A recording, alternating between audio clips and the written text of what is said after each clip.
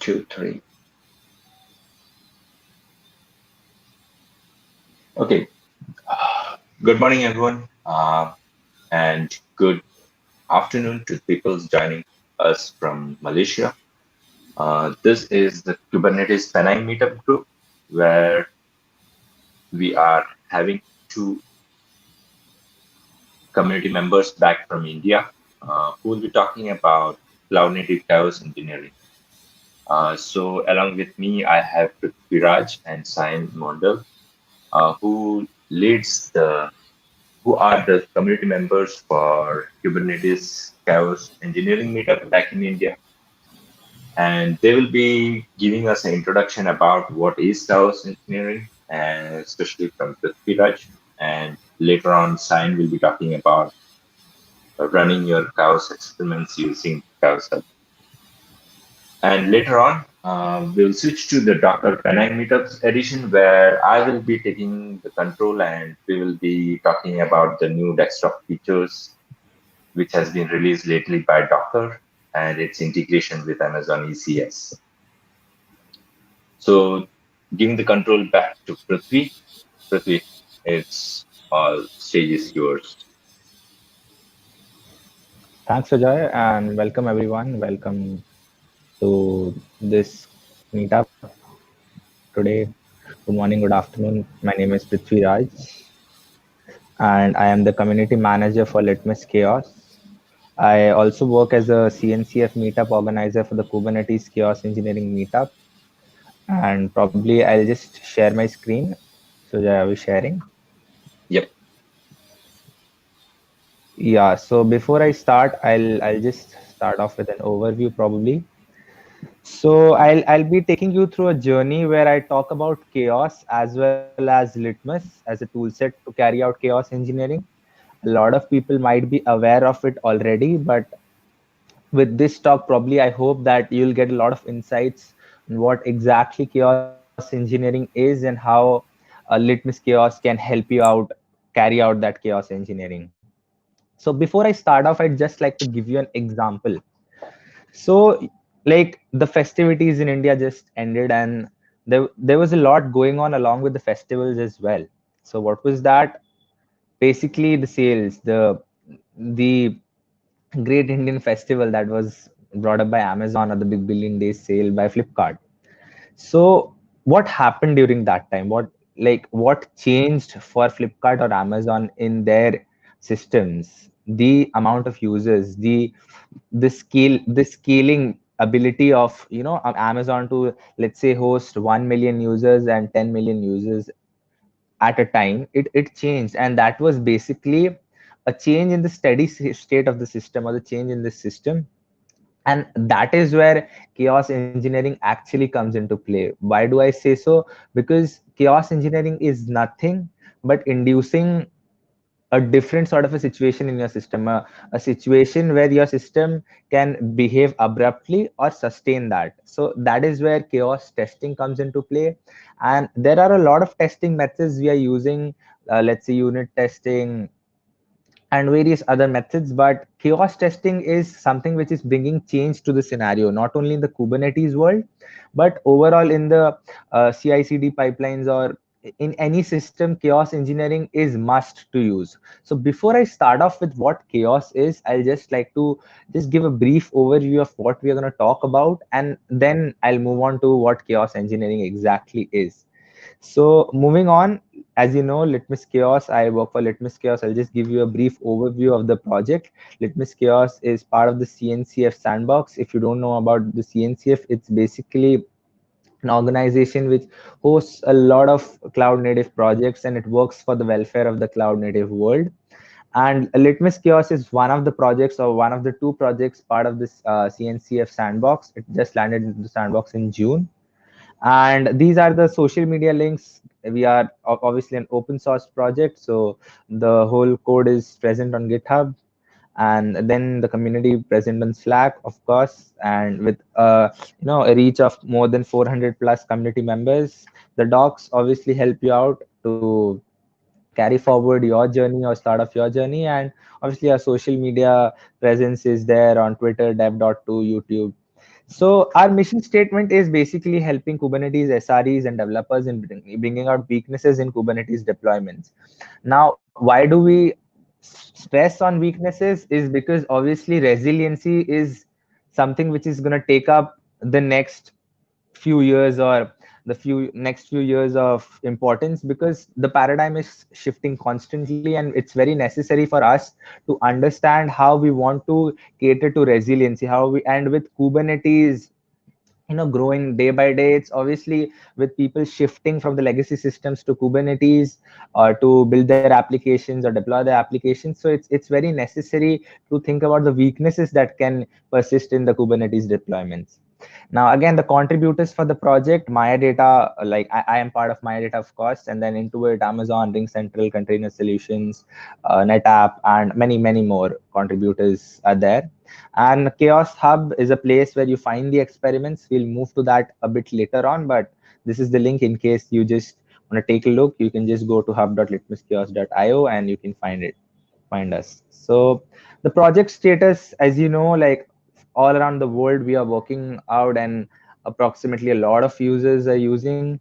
More than 15,000 operators have been installed, and more than 1 lakh like experiments have been run. So you can see that everyone is adopting chaos, and everyone is actually joining this journey of using chaos engineering for themselves. So anyways, now going back to what the agenda on hand, that is talking about chaos engineering at first. So before that, we have to understand that what's the state of Kubernetes today, or how Kubernetes is actually being adopted. So let's just talk about the Kubernetes adoption. There are these early adopters, and then there are adopters which like adopt it after it comes to the mainstream market. So Kubernetes is somewhere in between, where not everyone in the early market has adopted it, or not everyone in the mainstream market has still moved on to Kubernetes. There are a lot of solutions which are needed, because obviously Kubernetes having a lot of vulnerabilities as well, and everything, we are moving in a very fast world, everything is developing. So there are people who need complete solutions, and then there are people who are attracted by new things. So Kubernetes is somewhere in between. So what is the process to lead to that greater adoption? Obviously, check the resiliency, because as I mentioned, resiliency is gonna bring the next shift, or the paradigm shift. So it's very important for us to check the resiliency and keep it at a desired level. So why resiliency? What is resiliency at first? So resiliency is nothing but your system's ability to take up on like certain outages, or like, and if any sort of fault happens, the system staying afloat is what resilience exactly means. And when we come to examples of resilience or weaknesses, so let's say the first example I'll give you, the first weakness, let's say pod is evicted from a node. That's the first weakness that can come up to a Kubernetes application. So how does resiliency come up, right? Either the pod is rescheduled and dependent, like dependent service is healthy, and then the dependent service slowdowns or turns unhealthy. That's again, that becomes a weakness. So we have to understand what is a resilience here and what is a weakness here. For the second example, the node goes into a not ready state. So how does resiliency come into play? Pod is rescheduled and dependent service is healthy, or again the dependent service slows down. So similarly, we have another exam that is about the memory leak. And these are basic examples of how we can find out resilience or weakness in a system. So what is happening under the like common APIs of Kubernetes? We can see the microservices architecture is developing, and there are so many applications already present, from database applications to streaming and messaging applications. So the microservices architecture, which is being adopted slowly and slowly, is full of a lot of applications. There are various applications, like, and they are developing day by day, which is replacing the like the legacy applications or the monolithic architectures. Now in the DevOps culture, obviously we know that it's very necessary to have a stronger CI/CD, and that is how, just because the change in the application is happening so like X so many times faster, while it moves to the end user stage or the staging production stage. It's very necessary to actually like live up to this cloud native environment, or the environment which is moving so fast. So moving on to the on what depends, like on what factors do the resiliency depends. Obviously, there's, let's say I divide the stages into pyramid, and there are various stages. The first stage will be your application, but I would say 90%, more than 90% of the factors which like resiliency depends upon are the other factors. That's, let's say, the database, MongoDB, Kafka, and the applications, the cloud native services that are provided to you, Envoy, Prometheus, Grafana, and in case of Litmus, obviously the sister project OpenEBS also comes into play for the cloud native data management purposes. And then there are the Kubernetes services provided by Kubernetes, and then you have the infrastructure service. So resiliency is not really dependent upon your application, rather it's, it gradually moves like down the pyramid. That's the like below, the more below we go, the more the resiliency dependency increases. So as I said, 90% of the resiliency depends upon the other cloud native components or the part of the infrastructure, but more than your application. So too many applications, as you know, to build a system or to have an architecture, you need a lot of applications, multiple applications working together, and that can affect the resiliency of your system. So what you need to do is constantly validate the resiliency of your system. You need to constantly keep a check upon it. So how do you check your resilience? Obviously, the first stage here is identify the steady state conditions, and then you introduce a fault. And why do you introduce a fault? Because so that you can check that, are you able to actually gain back the steady state condition once a fault is introduced? Is the system still stable? And if it's yes, obviously the system is resilient, and if it's no, you find a weakness. And that's what the basic agenda of chaos engineering is, finding the weakness in a system. So basically what chaos engineering is the idea of inducing, or the practice of inducing a fault in your system, so that you can check the resiliency of it. Let's say you carry out a chaos test of deleting a pod in your Kubernetes system, and you try to understand what happens when you delete a pod, and that is induced deliberately, not after the system moves into production, but before it moves into production, so that you can test the vulnerabilities that are present in the system. So chaos engineering is fundamental to increase the resiliency of today's highly dynamic and highly dynamic applications which are driven by the cloud native world. And obviously it's very necessary with the cloud native world having a lot of features, namely being open source. As you know, Litmus is an open source project. Anyone and everyone can contribute to it. And there are other aspects of it, of doing it the cloud native way. The first aspect is obviously declarative in nature. You get the chaos custom resources to manage the chaos, like chaos tests, of course, and using the APIs to orchestrate, schedule, the complex workflow management. It can be done in a very declarative way. The second factor that makes it cloud native is you get chaos ready experiments.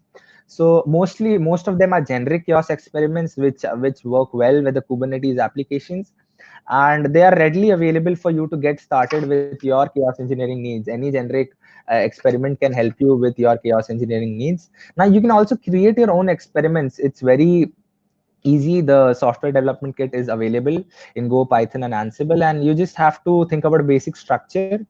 And as a developer or an SRE, you can go ahead and create your own experiment. Lastly, the chaos workflows. So there are very simple chaos workflows as well as complex workflows which you can construct. So you can just use GitOps, and the chaos workflows can help scale your chaos engineering needs.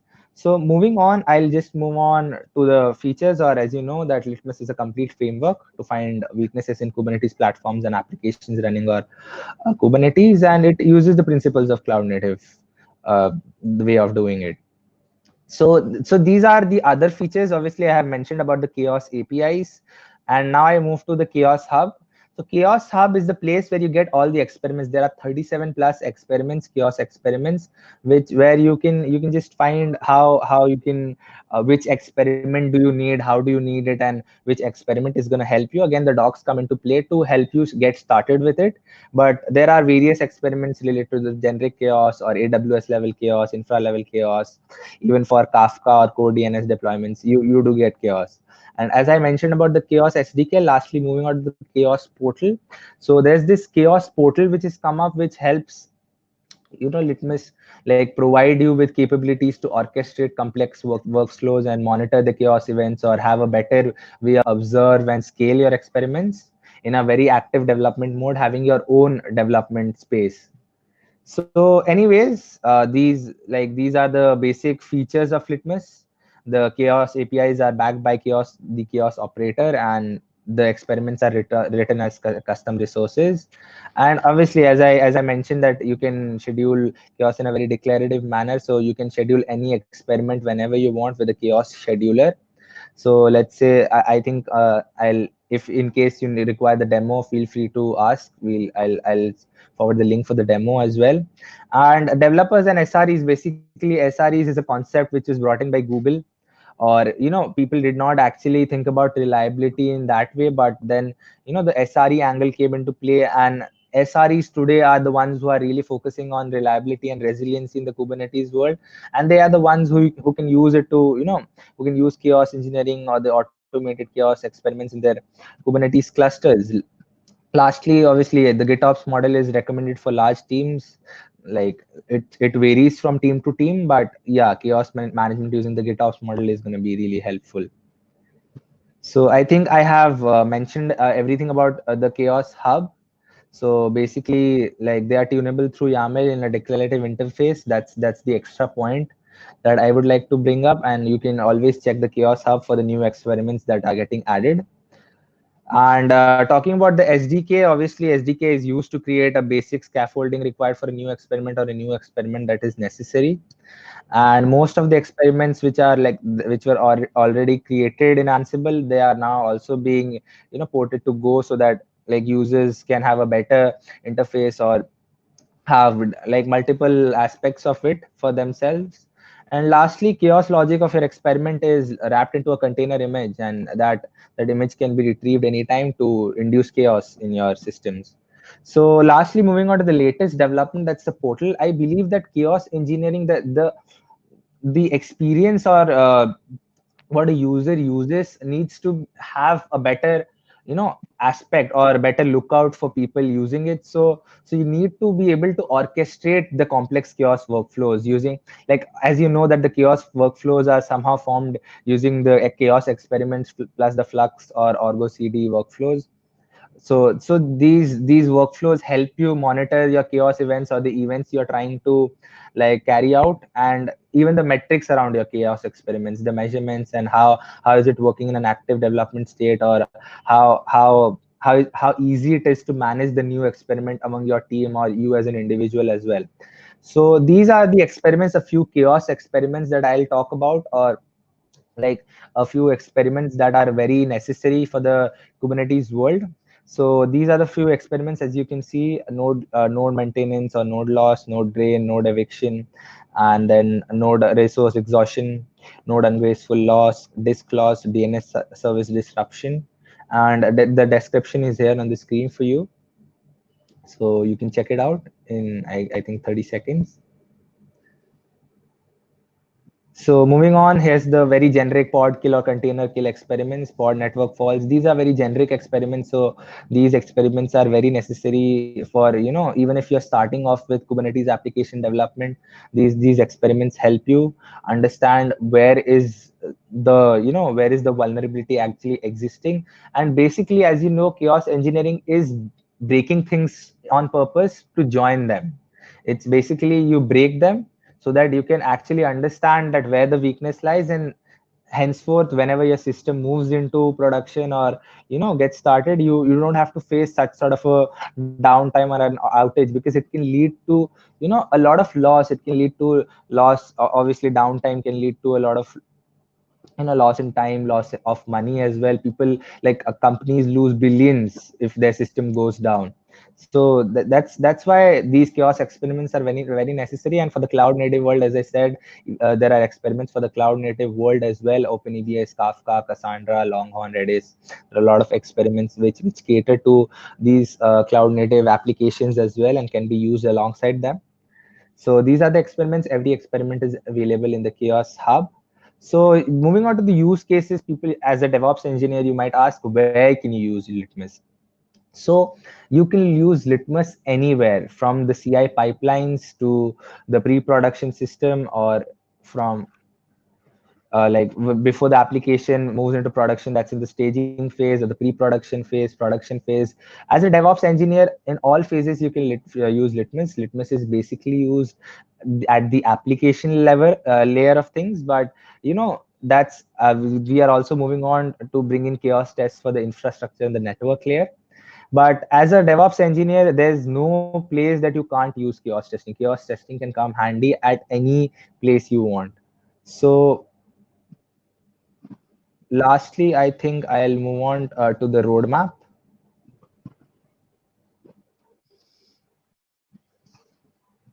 Yeah, 1 second.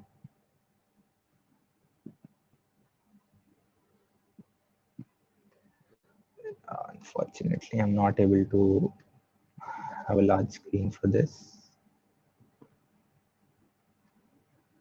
But yeah, so the project governance, as you might know, that the roadmap is open for everyone. Anyone and everyone can check out how the project is governed. And obviously, to drive a community or to drive an open source project, a lot of things are important. Being part of CNCF, you have to have a lot of people coming up and contributing and moving on with the project. Updates every month is required, so we have those community calls as well. So I think all this is something you can check out. And moving on, just sharing the long term roadmap probably, so for folks out here. So the long-term roadmap is obviously with the CNCF landscape developing. It's basically you have to understand that it should be feasible with other projects as well, or other projects can come in and contribute or can be integrated with, to make the user experience easy. So these are a few projects, CNCF projects or cloud native projects which are used. And this is a like screenshot of the monitoring and how the Litmus demo works, how you can manage your chaos workflows. So I think this I would have given a demo probably, but I think Cyan will be talking about in depth of it. So I won't take much time. I would just like to conclude that SRE is obviously our persona, or the persona which puts in the inputs as well as the feedback, because SREs are the ones, or the Kubernetes developers, but more on the SRE side, who actually give in inputs, who share their experiences and drive different use cases. And they are the ones, because these projects do need inputs from the SREs. And I think you can see my screen and check out the current team of SREs who are putting in input from various organizations. So I think that's about Litmus Chaos, and that's about the brief like introduction to chaos engineering and how Litmus Chaos is driving it. And I hope you like the introduction, and whatever questions you have, feel free to ask me on chat, or we can get in touch after this call as well, after this meetup. So thanks everyone. Thanks Sujoy again for giving me this opportunity, and I think science and will be explaining you more. So thanks a lot. Yep. Thanks, Prithvi. Uh, that was very short and sweet. So, just one question from my side. If I am a new user to chaos engineering and I want to get started, uh, I know definitely there are documents on the Litmus site. Can you just, for our users' convenience, can you just paste the chat link to the documentation where, like any new user, how can they get started? Sure, Sujay. I'll love to do that. And I think maybe you can do a promotion for your meetup group also by sharing the link so that the interested people can join your meetup group. sure, Sujay, sure. I think one more aspect of getting started with chaos, or getting started easily, is the Catacoda scenarios, which were again like the Litmus Catacoda scenarios, which were again curated by Cyan here. So I think he can touch upon that as well. But I honestly believe that there are a lot of ways a user can get started, from the Catacoda scenarios to the docs to basic videos. I think even videos are very helpful. So it's just that a lot of people are scared, or basically are not ready to get started with chaos engineering. But in my opinion, I think it's like you have to believe in the chaos first principle, that why start chaos when your system is already had that abrupt situation, or your system has already suffered through an outage. Rather start chaos from now itself as a first principle, before your system moves into production. So yeah, that's from my end. Thanks. Thanks. So now we will switch to science talk, where he will give us some demos around chaos experiments using Chaos Hub. Simon, the stage is Yep. yours. Thank you. Yeah. Hi, everyone. That was a great talk by Prithvi, and he covered most of the chaos engineering things in quite some details. I'll also probably touch upon it, and my one will be a brief one. But before that, let me share my screen. And my talk will mostly be centered towards chaos with Litmus. Let me share the screen. Yes. Is it visible? Okay.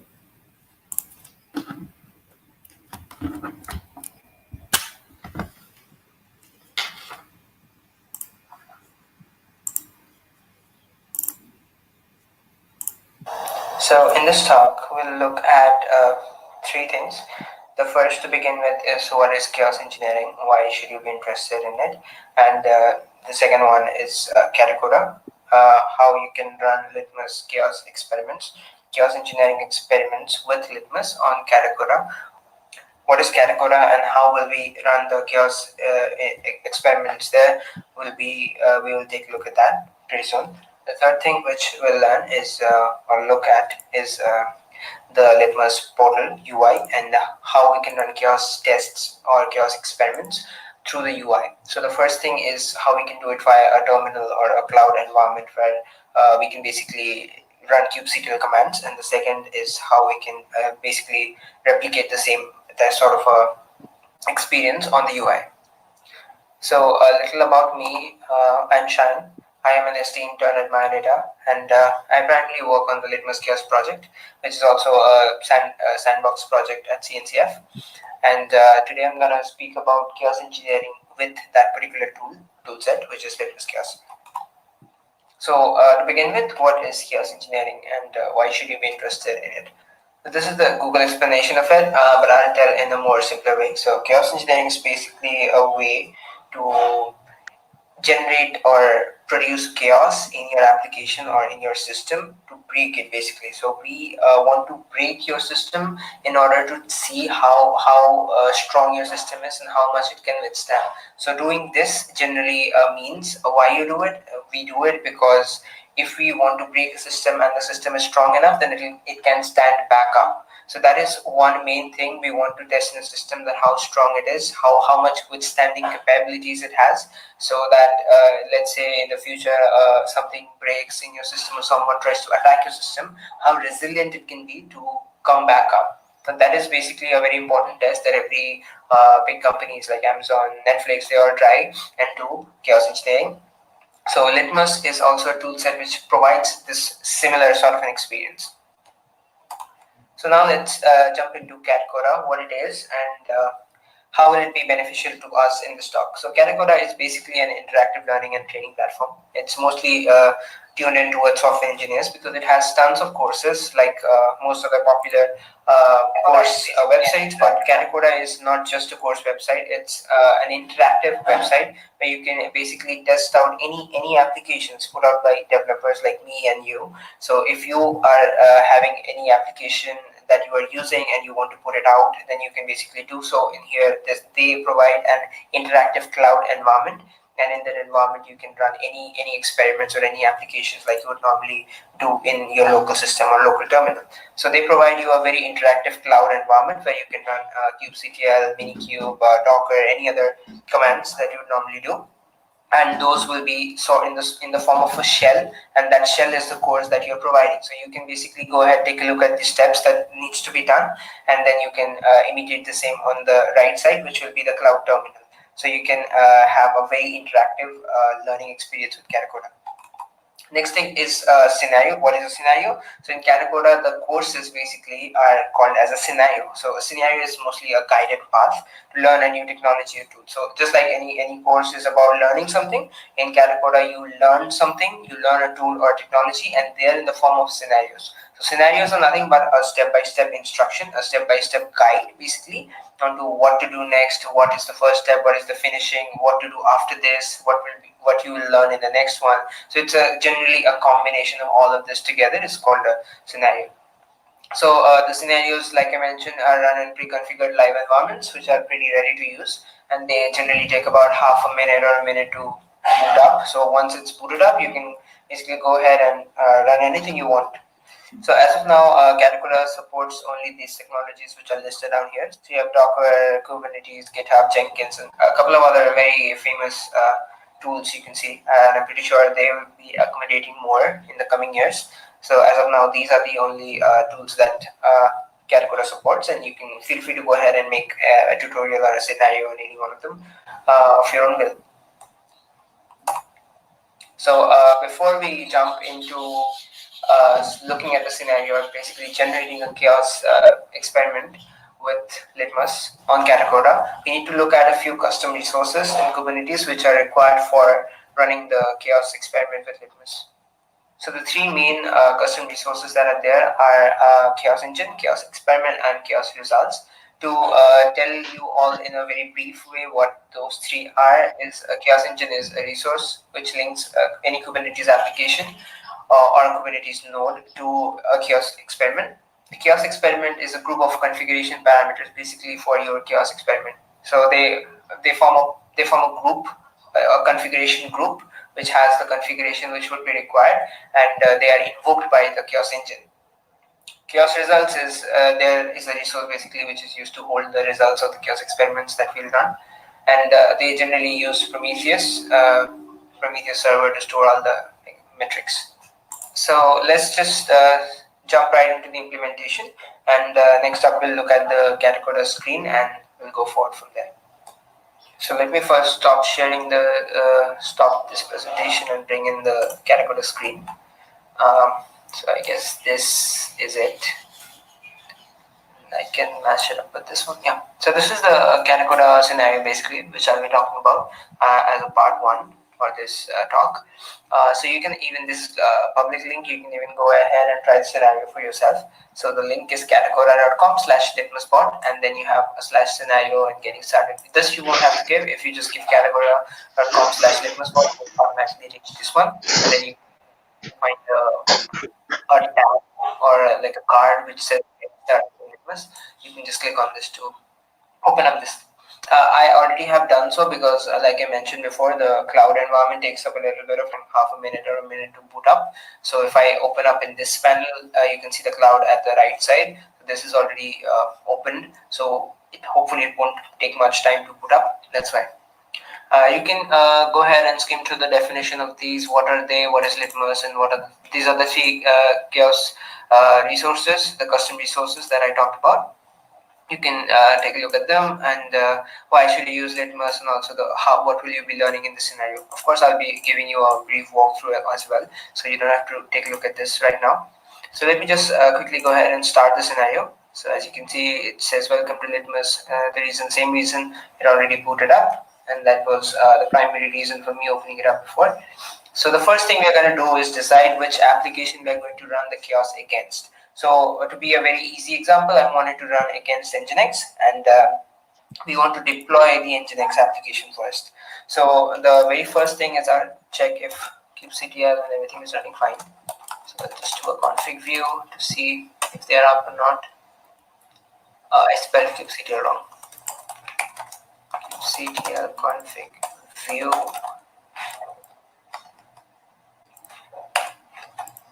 And yeah, it's up and running, so it should not be a problem.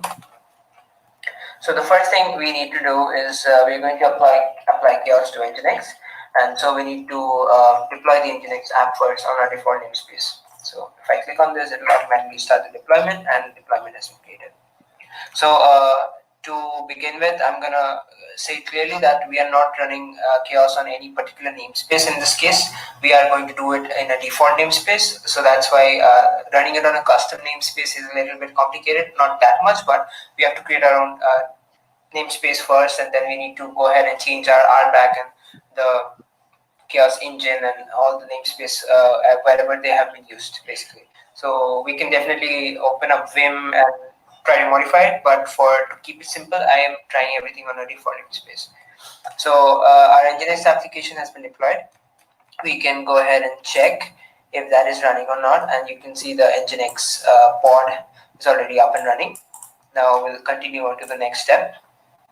So the next step is to apply the Litmus chaos manifest. Now the Litmus chaos operator manifest is required. The reason why is because they install the required service account configurations and the chaos operators, and also the CRDs, basically, or the custom resources, which are needed to run our chaos experiments. So we need to apply the Litmus chaos operator manifest first. So we can do that by clicking on this, and this should happen very quickly. So it created all the different services account, the RBAC, the role binding.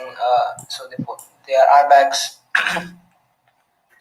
the three custom resources, as you can see: chaos engine, experiments, and chaos results. Now we can go ahead and verify if the Litmus namespace has been created or not by doing kubectl get namespace, and you'll see Litmus has been added. If you had done it previously, you would not see Litmus there before, but now that we have installed it, we can see Litmus. Let's go ahead and continue to the next step. Now we need to verify if the Litmus installation has been completed or not. Litmus installation, in the sense, we already know the namespace is there, but we need to see if the CRDs and all the other things are present or not. So we can do a get pod minus n Litmus, and we'll see the chaos operator is running. We can verify if the CRDs have been installed or not. So we can grab the chaos, and we'll find the three chaos engines experimental results. You can also go ahead and grab chaos for API resources. I'm just going to skip this one. This is a very basic verification, that's why. So let's go ahead and continue. We already know that everything is present, so we don't need to verify it like that. Now we need to install the experiment. So we need to figure out which experiment do we want to apply, like which chaos experiment do we want to apply. And for that, we have a very broad range of experiments. Basically, we can go to chaos hub, and this is the link, hub.litmuschaos.io. And what chaos hub is it's, as the name suggests, it's a hub of chaos experiments. So you'll find tons of different experiments. So right now we have 37 experiments, and all these experiments have proper documentation as well as video explanations. If you want to go ahead and if you want to take a look at how each experiment needs to be performed, what are the exact steps, so you'll find a step-by-step instruction as well as a video too. So the chaos experiment we are going to perform is pod delete. It's going to be a very, very easy experiment. So it's going to be this one, generic pod delete. But still, let me search for pod delete so that I can show you how many pod deletes we have. And we have Cassandra, CodeDNS, generic, and Gate pod delete. So we are going for this generic pod delete. And once we click on this generic pod delete, we'll find an entire entire documentation of the particular chaos experiment. So we have the video, like I said, and then we have all the different steps that are required. So you have to install the chaos experiment, install the RBAC and the sample chaos engine that is needed to run the chaos experiment, basically. So that's that. We are not going to use this since we already have the instructions in Catcoda.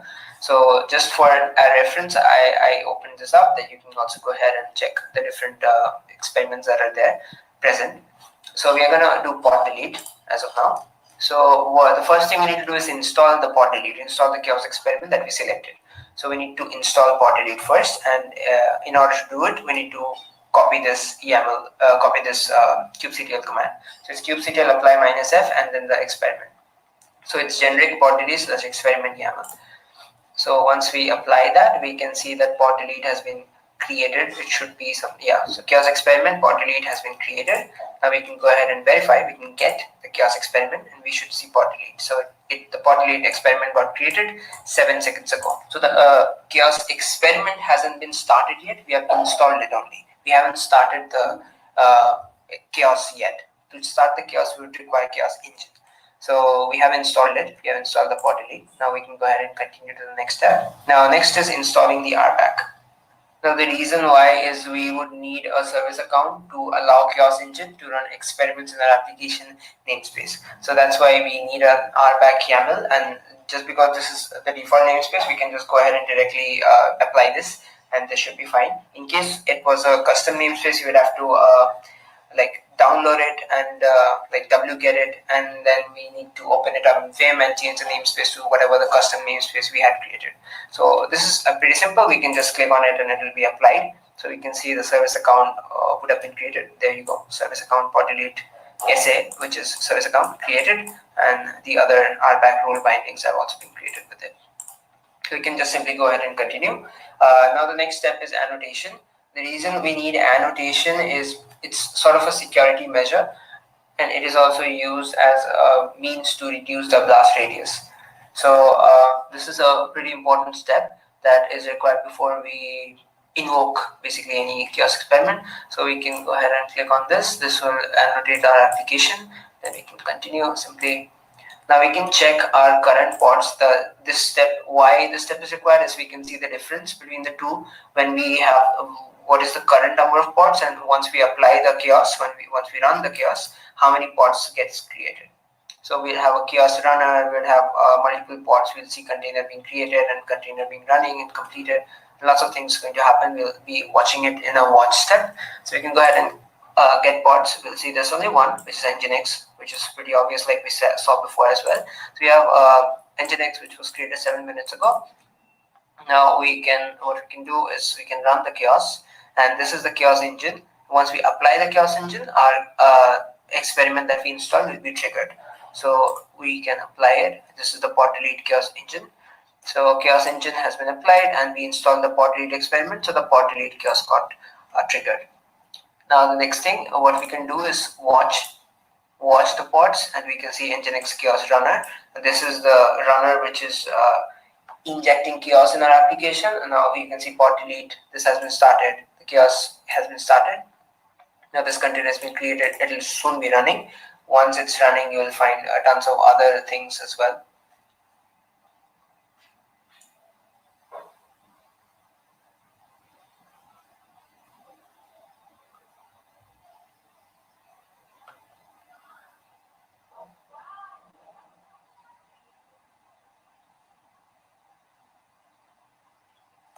So it'll take a little bit of time, since this is first of all a cloud environment. So that is number one.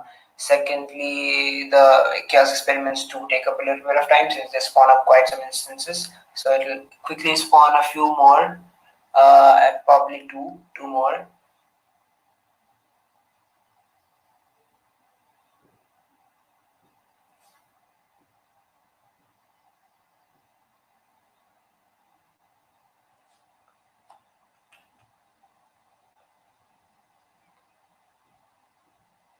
Okay, so now all of them are in running state. We can basically stop this particular watch and clear the console and go to the next step to see the results. Most probably it will be in awaited state. And yeah, the result is in awaiting state. So it's still awaited. The experiment pod delete is currently awaited. Its age is 44 seconds, so the chaos ran for 44 seconds. If I try this again, we can see that the chaos result has passed, and the past is 6 seconds ago. The chaos experiment passed. So your application is pretty resilient. We applied chaos to it. We terminated the pod, but it still got recreated, and your application is good to go. So that's why the chaos passed. So that's that for. Let me just do it once more for confirmation. Yeah, so it passed 34 seconds ago. So that's that. That's how you can basically run chaos. Any chaos experiments, you can go to chaos and choose any particular chaos experiment and use Litmus to run chaos in your applications as well and check your application's resiliency. So that's that for the category scenario. You can basically emulate this entire thing in your own personal terminal. And if I click on continue, the scenario will finish. And then what are the next steps? So the next step are to run the chaos in a custom namespace, obviously, and that will be a little, I would say 1% extra hard, not more than that. It's very simple, and to create multiple scenarios with imitating other experiments that we have on chaos. This one is just for pod delete. We'll have plenty others as well, which are there in chaos hub. So creating scenarios for those. So those are the next steps. And yeah, so that's how we do it via the terminal or via code via kubectl commands. Now I'm going to show you how you can do it via the UI. And here comes the Litmus portal. So I'm going to bring in the Litmus portal, the Litmus GitHub repository basically, and that's the root of everything. So I can show you the Litmus project as well as the portal. I'm going to go ahead and close this and the Chaos Hub since we don't need it as of now. So yeah, this is the Litmus project. So the URL is github.com/litmuschaos/litmus, and you can find all the different descriptions, details here. I'm going to talk about the portal, and the portal is what handles the UI part of it. So you can run experiments and you can do all sort of thing in portal. So portal gives you much more control over your clusters, over your agents, workflow agents, all sorts of things. But in this talk, we'll particularly look at how you can run the same experience. So you'll get a developer experience of running it on using the kubectl commands, as well as how you can do it in the UI. So this is the part in portal where I'll show you how you can do it via the portal UI. So Litmus portal provides you a console and UI experience for managing, monitoring, and events. So the platforms that it currently supports is Minikube, GKE, Kind, EKS, as well as Octado Cloud. So you can go ahead and try it in any of those. You would obviously require Kubernetes 1.1 or later in order to run any of your applications, any of your chaos experiments or chaos applications, in order to run any of your chaos experiments. So let's jump into the portal. So the portal, what you can do to run the portal is you would find a very nice guide. So basically this is the installation step of applying the K-test manifest. You can try this one, which is the cluster scope, and this is the taken from master. So you would find litmus/master. This is our latest release 1.9. You can go for this, but I would suggest you can go for the cluster scope. You can apply this, and you can basically go ahead to the wiki of the repository and find go to Litmus portal development guide, and you'll find a very nice step-by-step instructions of how you can run what are the prerequisites, how you can run the backend, how you can run the front end, and all sorts of things. So I already have the portal up and running.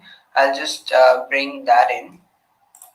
So because I have this repository cloned in my local system, I would simply go to the code to this repository basically in my local system, and I can basically do an npm start, provided I am in the front end. Yeah, I'm in the front end directory, so I can do an npm start.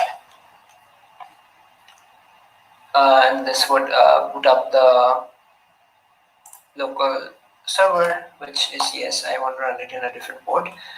So this will start up the development server, and this should be up and running in about a minute or so. Since this is a development server, dev server takes up a little bit of time sometimes, so we are going to wait for that for a bit. Once the server is up, I can show you the UI of the portal.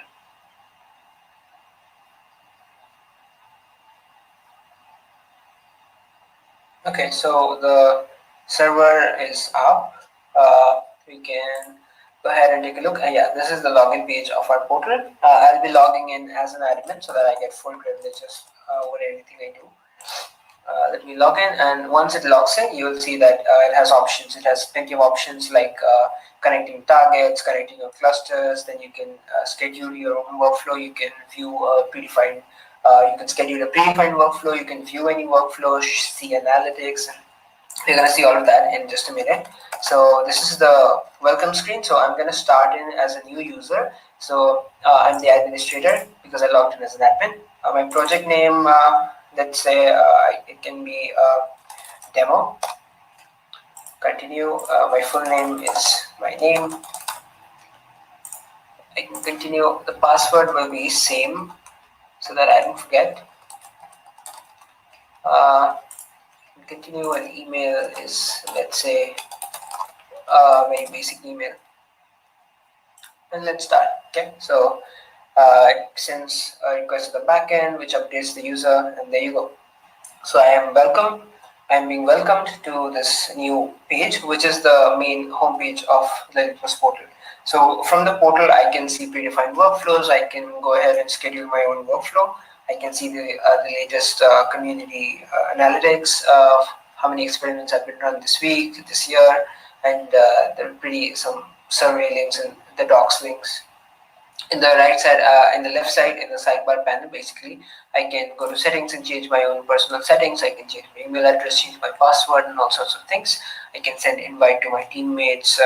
Can manage users, and this would not be present if you are not an admin, but you can go ahead and see your own team.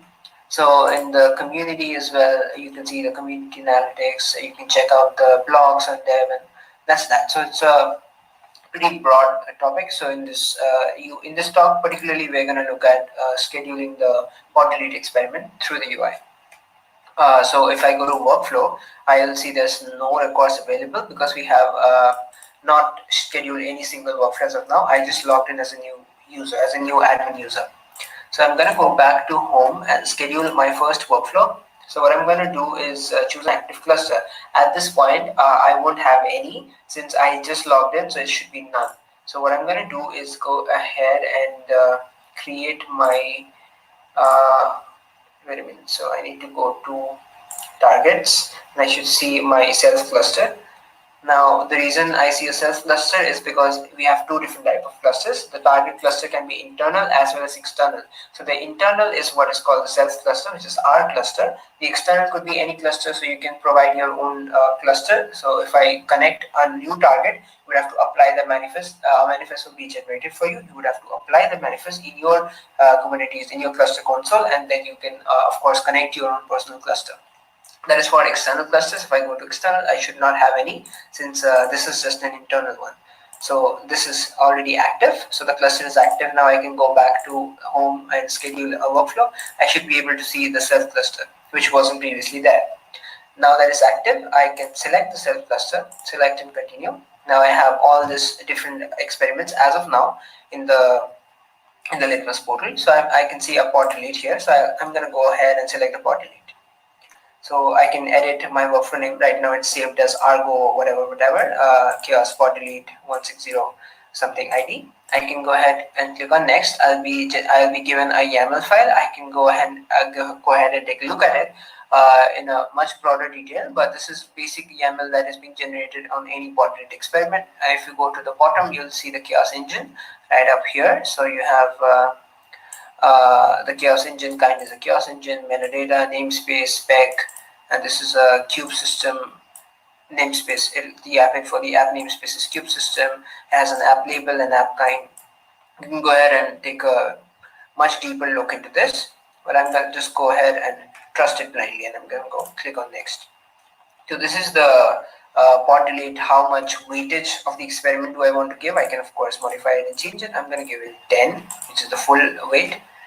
I'm going to schedule the workflow now. So the summary of the workflow is that this is a name that was created at the very first step. The description is it deletes a pod. Scheduling now, it's not a recurring schedule, it's scheduling now, and the adjusted weight is 10. So I can of course go ahead and view the YAML again if I want to change anything at this point, or I can go back and change it or change it from here. So I'm going to finish it. Now this workflow will be scheduled for me. So now you can see the workflows table, which earlier had no records, now has a running workflow. So this is the workflow that was just created. This is another pod delete. This is the same pod delete, I mean. You can go ahead and show the workflow, click on this, and you can get a very graphical view of the entire workflow. So if I click on info, this will toggle the right sidebar will toggle, and you can see the workflow name, the state, the start time, the namespace, and the currently running nodes. So the currently running node, yellow is the node that is currently being running. This color is for pending, and you see another color which is green, which is for successful experiments. Red is for failed experiments or failed nodes or anything. So if this particular node fails, only this will be turned red, and this will be in pending state because it never went through the pipeline. So currently this is the running node. Now the install experiment is running. Okay, succeeded very fast, and now you have run chaos as the running node. So executed nodes is install experiments. Currently running is this one, as well as run chaos is pending, so it's not in the currently running ones. So we'll soon find run chaos as well in the currently running nodes. We are going to wait for it. So this thing's probably take a little bit of time. I can go ahead and probably open up a new terminal where I can do a kubectl get pods minus n litmus, because I want to see it in the litmus namespace. And there you go. I can see the pod delete chaos runner is being created. So run chaos has been created, and that is why it's not showing up as an executed node. So I can go back, and now it's created. So it's done yellow. So I can see run chaos in the running nodes as well as of now. So this is a very nice way of representing, visualizing your experiments. The one which we didn't had in a terminal view. So we can see only the experiments in a very raw format by only watching it. But here we get a much verbose view of the experiment, what's happening, and which nodes is currently running, which fails, which is not. We can also go ahead and check this another thing, which is show the analytics. So I'm going to show you a better view of the analytics once this finishes. So the home page would actually change to something else. So now the home page will give me analytics about one experiment that I ran. So if I run more experiments, the home page will shift accordingly. So it will show me a graph. It will show me basically a graph of how my experiments have been proceeding. So we're gonna wait for a few more minutes. So it's been 3 minutes already. It's probably taking up a little bit of time. I can do another check, and yeah. So the pod delete this has been completed. The others are in running phase.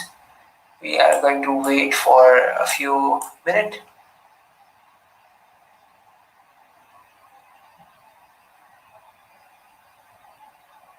Okay, so the run chaos just got executed, and now you can see run chaos as well as install experiments, the two that are green in the executed nodes. Now reward chaos will be performed. So whatever the chaos has been happening, it will be rewarded back to its original state, and there you go. The entire experiment passed, and we can see its state is succeeded. Start time 5 minutes ago, and end time is just now.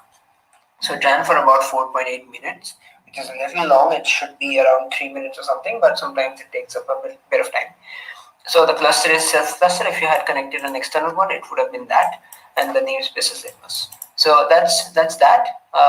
If I click on it, I can see individual node informations. So the node type is pod, the node phase is succeeded, start time is this, and other different details about a particular node. Now I can, if I go to the home page, notice that the home page will be different. So the home page is something like this now. So I have average result. I have the average amount of workflow that I run, which is 1 per week because I only ran one. This is the sort of a graph which I get. The more I run, the more this will start populating. It's just now I have only run one. I am a new admin user, so it's only one in this particular graph as of now.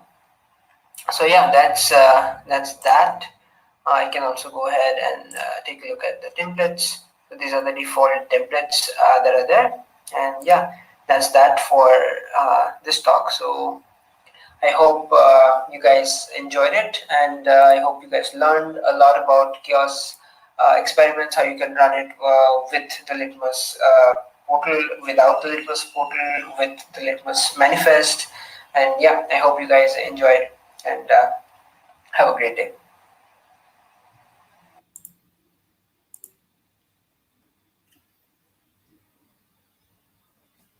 Thanks, Sai, for that talk. Um, let's wait to check if we have any questions from the chat. Yeah, sure.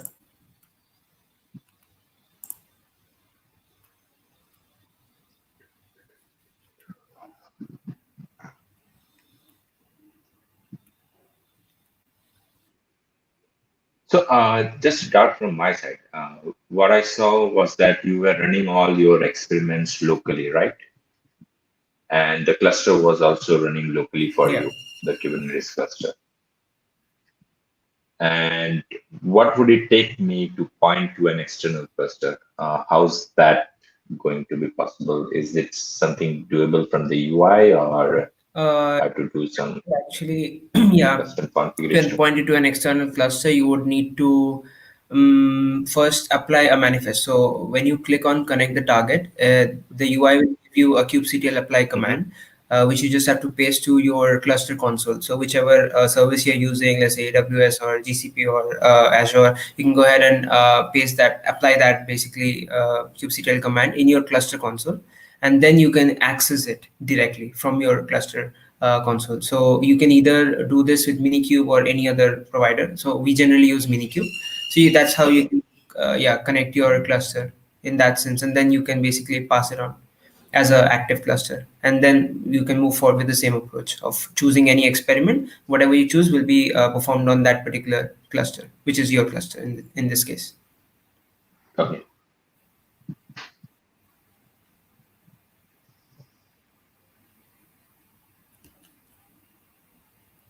So we don't see any questions coming up in the chat, but I'm sure you can reach out to Prithvi and sign at any time.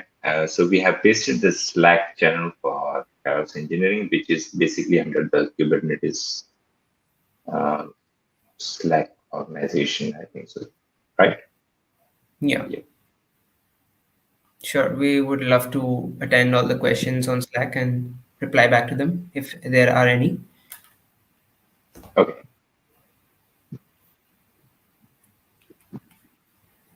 So once again, thanks Prithvi, thanks San for your valuable time and giving us a brief overview and introduction about chaos engineering. And we would definitely love to have you back on our meetup editions. Uh, thanks Thank once more you. time. Thank you for inviting us over. Thanks, Vijay. Thanks for inviting us. Been a pleasure. Yep. So I think there's a question that came up. That's from Abhishek. Let me bring it up on the screen. And Abhishek has a question. I'm curious to know if a fault happens, then how the application can be healed. Mm, how the application can be healed. Well, that's, I guess, the fault will appear like the chaos engineering will tell the particular fault that is there. We have to like it's our own. We have to manually change the fault. Like it's like a, like how a linter performs. The linter can only tell you what is the issue. You can go ahead and Mhm. fix that issue, and then again try the experiment, and then see if the issue has been resolved or not. The experiment won't heal your system. It will delete your system, and if it's resilient enough, it will auto heal itself. If not, it will tell you what is the exact fault. So you have to manually heal it up. You can use YAML files to change. You can modify your YAML files. So you can apply other manifests to basically modify whatever is the issue that was causing the experiment to fail. Okay.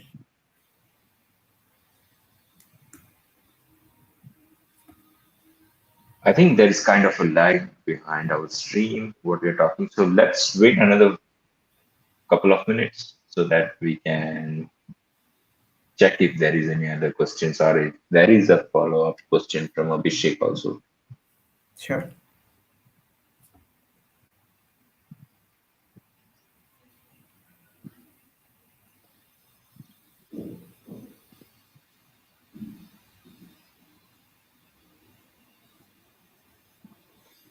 So also to add to that, while the time we wait, we can also do a kubectl describe command. So the kubectl describe command with the particular pod name, let's say pod delete fails for some reason. So we can even do Hmm. a kubectl describe and then the particular namespace where we are running the pod delete experiment, and then the ID basically of the container, or the ID of the whichever experiment or application or the container whichever failed, and we can get a very detailed view of what exactly is the issue. So it will most probably have a very long log which will have the logs generated where you'll find the error that this particular, maybe the service account wasn't connected, or maybe this was the fault. So that gives a very broad details of what exactly is the fault that we need to look up to and change. Okay.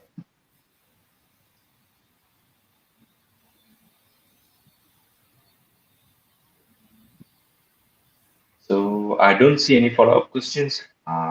So thanks once more time, Thank you. Prithvi and If Sam. you don't have any questions, we can obviously be happy to Sure. help out back. Yep. I will compile it if there is any and forward it to through the Slack or email, and we can get back to it. Sure. Thank you for having us here. Yep. Thanks. Thanks. You you have, Yeah. you can stay back if you love to hear about Docker from me, and if Sure. there's something urgent, feel free to drop out and you can catch up me later in the YouTube stream. Okay. Thanks, Sam. Thank you. Uh, so let's switch to now the Docker Penang Meetup group, and let me share my screen.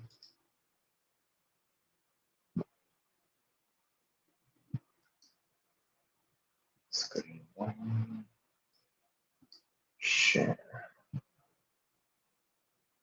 and then to keep it for some time over here.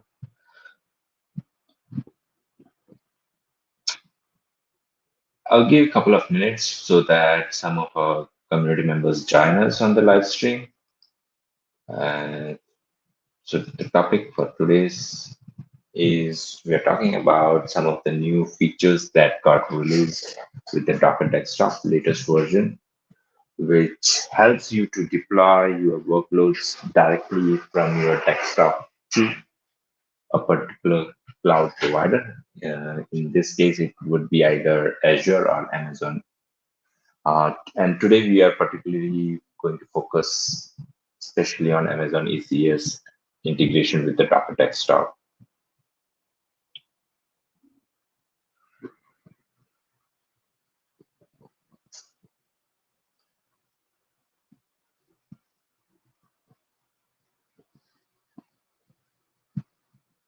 So we'll start in 3 minutes so that most of our members join us on the stream.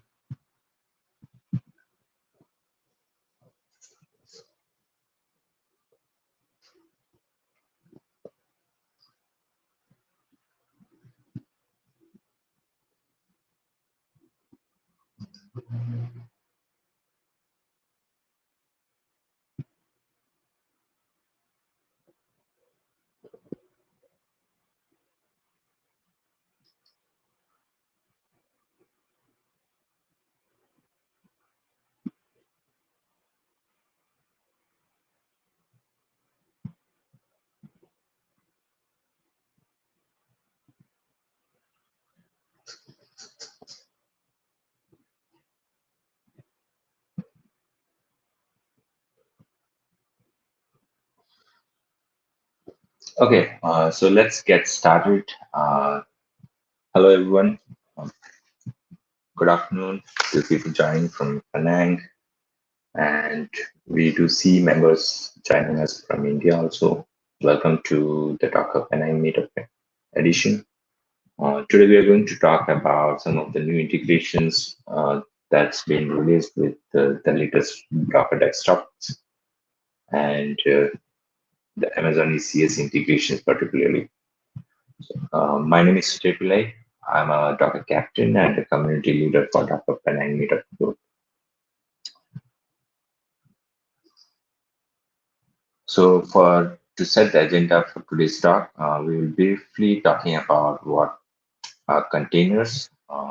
Then we'll be talking about the overview and features of Amazon ECS, the latest features what are available with Docker Desktop, and do a demo around how to deploy an ECS task manually and how that can be done seamlessly, staying within your Docker CLI and deploying the workloads to Amazon ECS.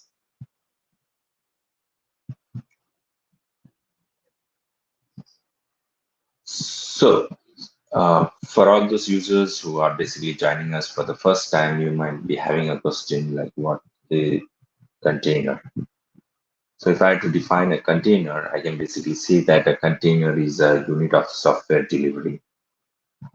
It is a self-contained piece of software that is packaged and executed with all of its dependencies. Due to this packaging, it's blazingly fast to spin up compared to VMs. The container build process allows you to be flexible. You can declare your customizations when they are built so they don't need to be modified at runtime. Once you have built your Docker image and packaged it as a Docker image, you don't need to change it. So how is that possible? This is all possible due to the tool what we have been using, and it's called the Docker CLI. So basically, when you do install the Docker desktop, you do get a command line interface where you can execute your Docker commands. So all you need to do is package your app as a Docker image on your dev box and deploy it into any production, any environment, like it may be your dev stage or prod, without changing any of the artifacts. So in this way, it helps to abstract the complexity of the underlying infrastructure. So all you need to make sure is that the destination where you are trying to run your container, uh, you need to just have the Docker engine installed on it. So the same image what you developed on your machine would run seamlessly on any infrastructure. So that's good when we are running when we were running single containers. But what about running multiple containers? Running a single container or few containers is easy. But what about when we have a fleet of containers to run in our environment? Especially running those applications which has different needs and different life cycle associated with it, and then consider the complexity of managing the infrastructure for it. So you need to figure out a way to run and manage containerized application at scale and continue to use the flexibility a container provides. And also you need to make sure that the platform where you are running this is a secure platform. So that's where we can take the advantage of the Amazon ECS service. So we will now go through basic overview about what Amazon ECS is and what are its different features. Amazon ECS manages the execution of your containerized application in a highly available manner, and it supports the cluster of instances that support your Docker containers and helps you to monitor the resources, its consumption, and the availability requirements. So basically, if you log into your AWS console, you can see leverage the Amazon ECS service, whereby once you have Dockerized your application, build a Docker image, you can push it to Docker Hub, or in case of AWS, you can push it to a registry called Amazon Elastic Container Registry. And then basically you can define your application, what images it would be using, and it gives you a choice to run your workloads on two different launch types. So either you can manually provision the EC2 instances, which are basically VMs, what you provision, have the Docker installed and run your Docker containers on top of it. The second launch type it supports is something called AWS Fargate, which is basically another service provided by AWS, where you don't have to maintain the complexity of maintaining and running the infrastructure to run your workloads. So all you need to do is just pass a Docker image to the Fargate service, and it will take care of managing and running your containers for you. So one is like automatic deployment of your infrastructure, while the Amazon EC2 launch type, you basically say, I want to run my workload on this set of VMs. So that's basically the overview of Amazon ECS. Now let's jump to the benefits that being offered by Amazon ECS. So the first thing is it's elastic. So you can schedule from a single container to thousands of containers. Both the containers and the instances can scale elastically, and it also integrates with other AWS services such as Elastic Load Balancer. It is also manageable. You can define which containers to run and how to run them. It also includes a programmatic API and a dedicated CLI. It's deeply integrated with ECR and other services.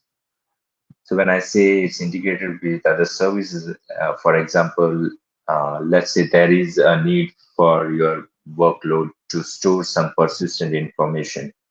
So in that case, you can make use of the Elastic Block Storage. It's also can be configured to have the Elastic Load Balancer sitting in front of your containers so that it routes the traffic accordingly to specific containers. And the other integration is like we can integrate it with CloudTrail, which is another service provided by AWS, which helps you to capture every API access so that it can be later used for your security analysis, maybe the resource change tracking and other compliance and auditing purposes. And the third benefit is like it's secure. So you can implement granular control over the isolation policies, the availability requirements, and resource allocation. You can also set each cluster in its own VPC. So VPC is like a private network where you isolate your workloads, and then you can use the security groups to control access over your ECS instances. So those were some of the benefits what you can leverage by using Amazon ECS. Now, let's see what are the different components of Amazon ECS.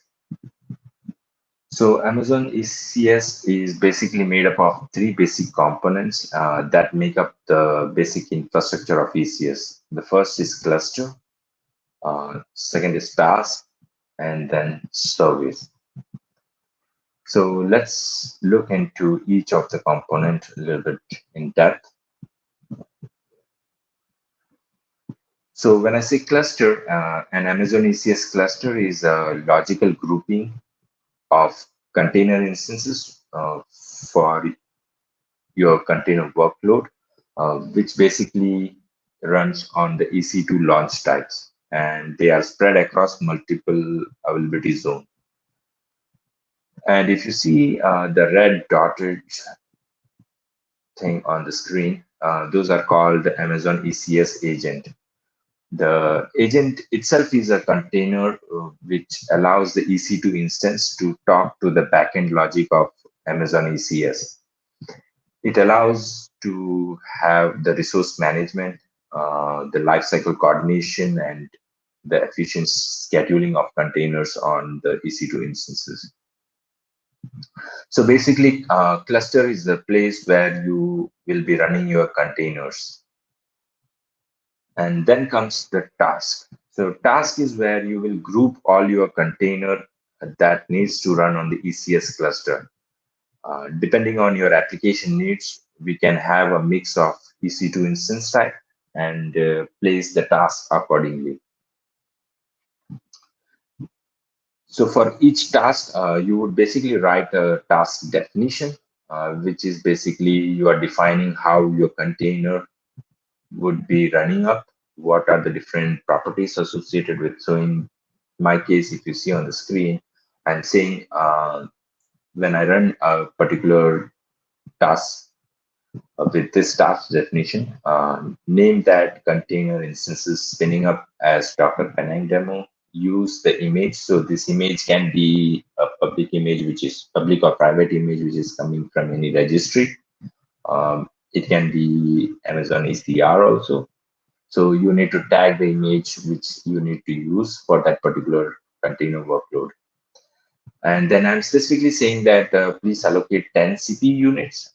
So that's basically how much resource would be allocated to it. And in terms of memory, I'm saying assign 300 MB of memory. And then there are various settings which are there. So basically, that's a JSON file which you define, and that builds up the task definition for you.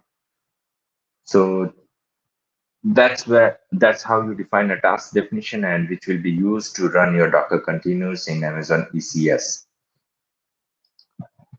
Then comes the last piece of the component, which is the service. So service enables you to run and maintain a specified number of instances of the task definition which you saw earlier simultaneously in an ECS cluster. It also helps you to maintain a high availability by making sure that the desired instance of task is running always in the cluster for you at a given point of time.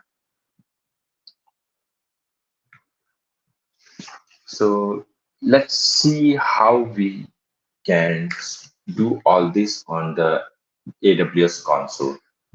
So if I have to switch to my AWS console, so I'm already logged into my AWS screen account, and you can search for Elastic Container Service. So as I said, cluster is where your container workloads would be running. So I would basically create a first cluster. And in this case, I'm using EC2 Linux plus networking as the template. Let's go to the next page and fill up the basic details. So Docker Penang demo. So you can use what kind of provisioning model you want. I'm going to use on-demand instances. So there are different options you can choose for your EC2 instance type. Basically choosing leaving everything default over here. I will be using the existing VPC, and let's use one of the existing subnets. So you can also create a new subnet if you want, but I will be making use of the existing ones, what I have.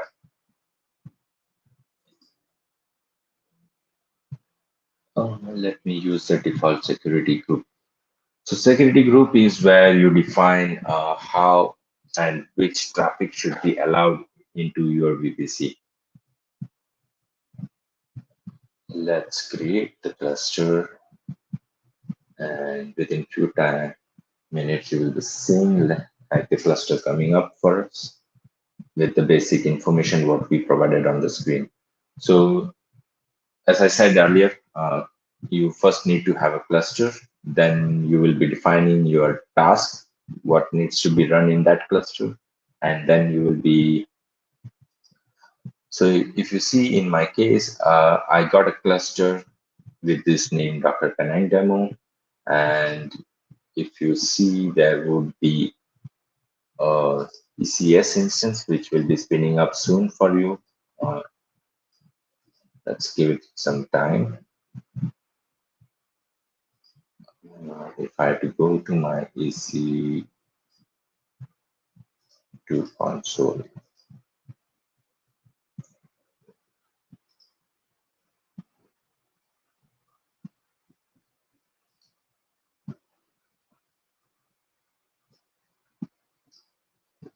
So if you see there is a new EC2 instance which got spinned up for this cluster which we created on our end.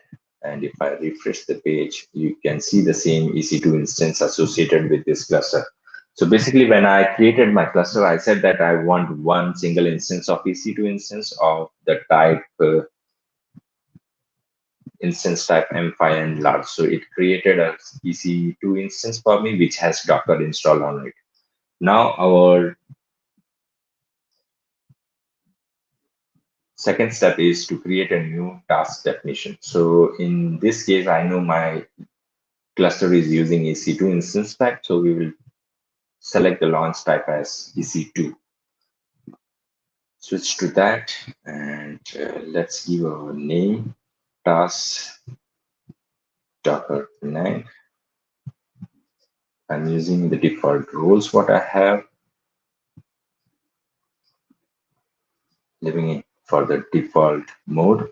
So that's let's say if there is a workload which has multiple containers running it, and your container needs to talk to each other. So that's the network mode which helps to make the communication between different containers happen successfully. Uh, I'll take the default role, task execution role. So task memory, let's say I want to give it 1 GB.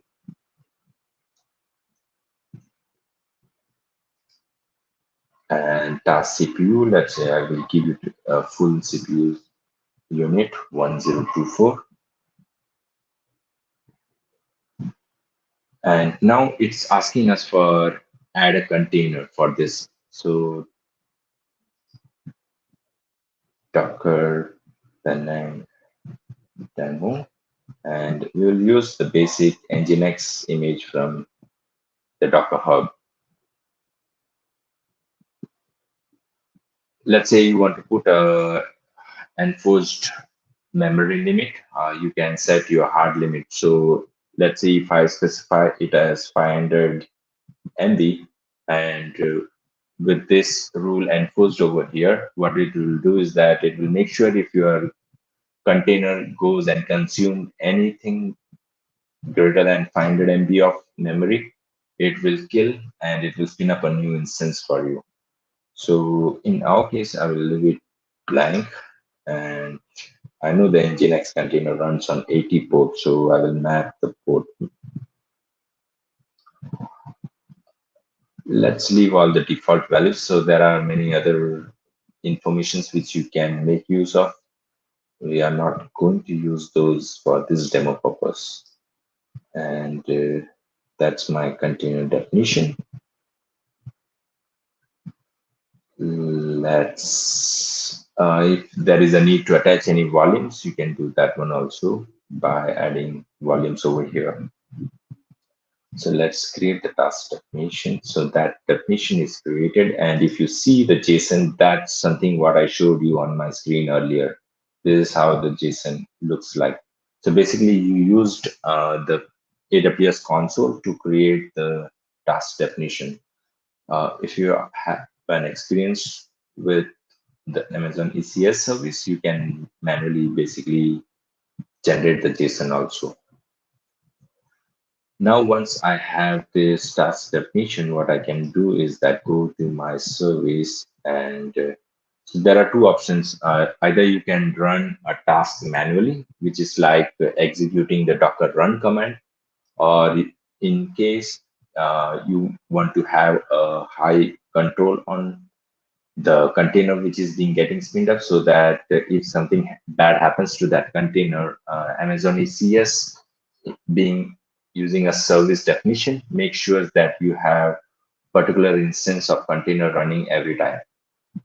So let's see how that's done. So my launch type I know is EC2. We'll take task Docker Penang. We'll use the cluster Docker Penang EC2. Next demo. The service type, replica. So how many numbers of containers do you want for the same task definition? That's specifically can specify in terms of number of containers, or let's say there is a need to run a single copy of container on all the nodes that are participating in your cluster. So in that case, you will make use of the daemon. So in our case, I will make sure that I have one task and the deployment options. So that's where Amazon ECS helps you to do kind of different deployment options.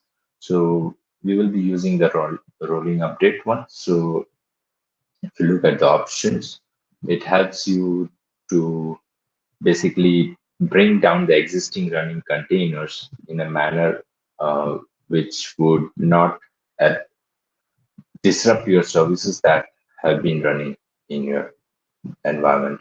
And then the other option is blue green. So let's say I have a new image that needs to be deployed to this cluster. So I can divert my traffic partially to one of the new image which is being deployed. And rather than taking down the whole environment, we can like partially move some of the traffic to the new image. And later on, if we are satisfied with it, we can like switch back to the latest image. So those are the different deployment options available for you. Then there are the placement templates. So each ECS, when it comes up, it gives you to spin up your workloads in different availability zones. So that's where it's asking for different placement options. Let's skip all those default values. Now we can associate a load balancer for our service. In our case, we are going to use application load balancer. There are the different options for network load balancer and classic load balancer also. So in this case, let's use the default role. So for the demo purpose, I have already created. If you want, you can go and create a new load balancer also. And I know the load balancing has to be done. So anything traffic that comes, uh, I need to map it to the port 80 of the service, which will be routed to each particular EC2 instance.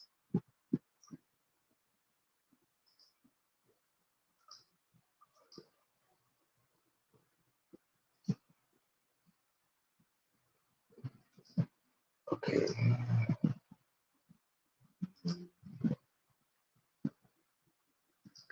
Yeah.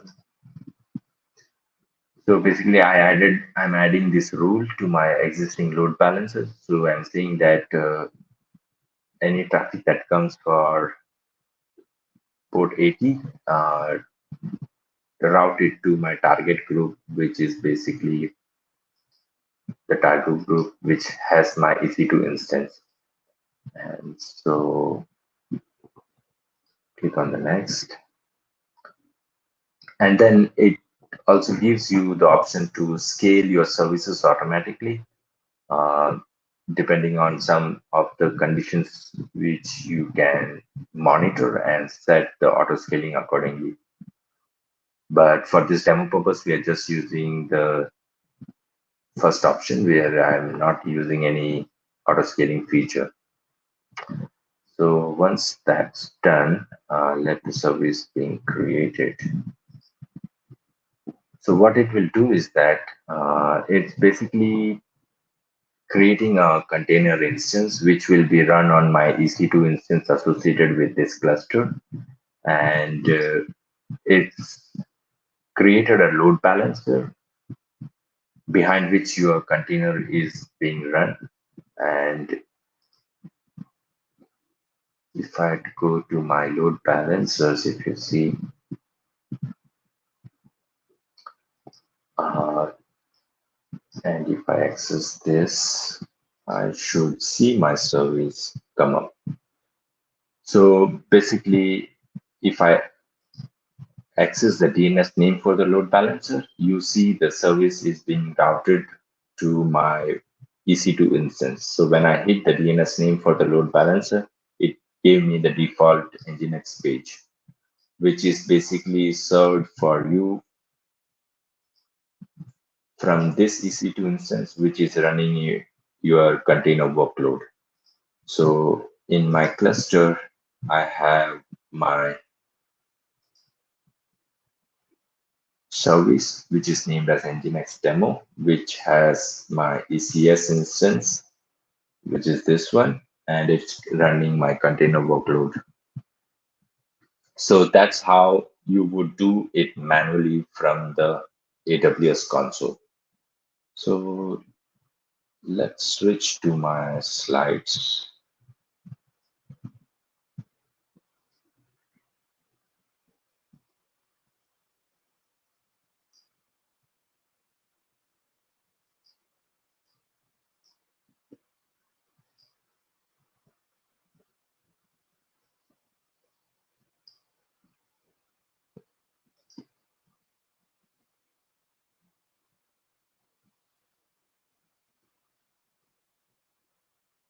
Yeah. So in the demo, what we saw is that basically to have a container workload run in using the Amazon ECS service, basically you need to create a VPC. Then we defined our cluster. We defined our task definition, how the container would be running, which image to be used, and then basically we created a ECS service which runs your container workload, creating a load balancer. And if you had noticed, I was using certain AWS roles. So those are the IAM roles which were created before the demo. And then I was using some of the security groups and log groups, which so basically to just run a simple Nginx container, you need to have all these resources set up on your AWS console manually. But what if all these resources are created automatically for you? And that too, using the same experience what we have working within the Docker CLI. So all this is possible now if you are using the latest Docker desktop version. So starting from the stable release of 2.3 and on the edge release of 2.3.2.0, the Docker desktop has a new feature which enables you to basically run your container workloads, staying on the same CLI and pushing your Docker workloads to either Azure or AWS. So in this demo, we will be basically focusing on Amazon ECS, how those features are implemented. So the prerequisites for you to have this setup on your machine is that you would have to, if you, based on your operating system, you need to have a latest stable or edge release of the Docker desktop. And all those features which you see integrated with your Docker desktop is because of the reason that Docker did open source the Docker Compose specification back in July, something I think so, where all the major cloud providers joined the open source project, and Azure, Microsoft and Amazon were some of the early adopters of it, and they have made sure that staying within the Docker CLI, you can deploy your containerized workloads to specific cloud. You can read more about the project over here on the Docker Compose CLI open source GitHub repository. So I have everything set up on my machine. So let's walk through a demo of how that would be working from your desktop. So what I've done is that I have basically cloned a project which I will be sharing with you after this talk. Uh, and it's basically a simple Python Flask application, which basically talks to a Redis container. So it has a basically a simple UI where it generates a timestamp on the UI. with every refresh of the page, and it's writes the same value to the Redis container. So if you were starting with the development, and once you have developed your code base, the first thing to Dockerize is you would be writing your Docker file so that you can turn your app into a Docker image. So that's basically the basic step you would start with. So I have the Docker file for it, and I have a Docker image generated out of it. And as this is multi-service, or I would say multi-containers based applications, if you see there is a front end, which is basically building your Docker image by the name this one, using the folder called app as the source of source code repository. And then I'm using the backend. Basically, it's the image which is available on Docker Hub. So there are two services within this one. And if I had to do something on my machine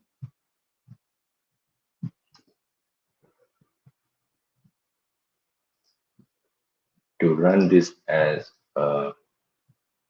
so what I will do is that I will do just use the Docker Compose tool, which is integrated into the Docker CLI by default with your Docker desktop installation, and you would just do Docker Compose up.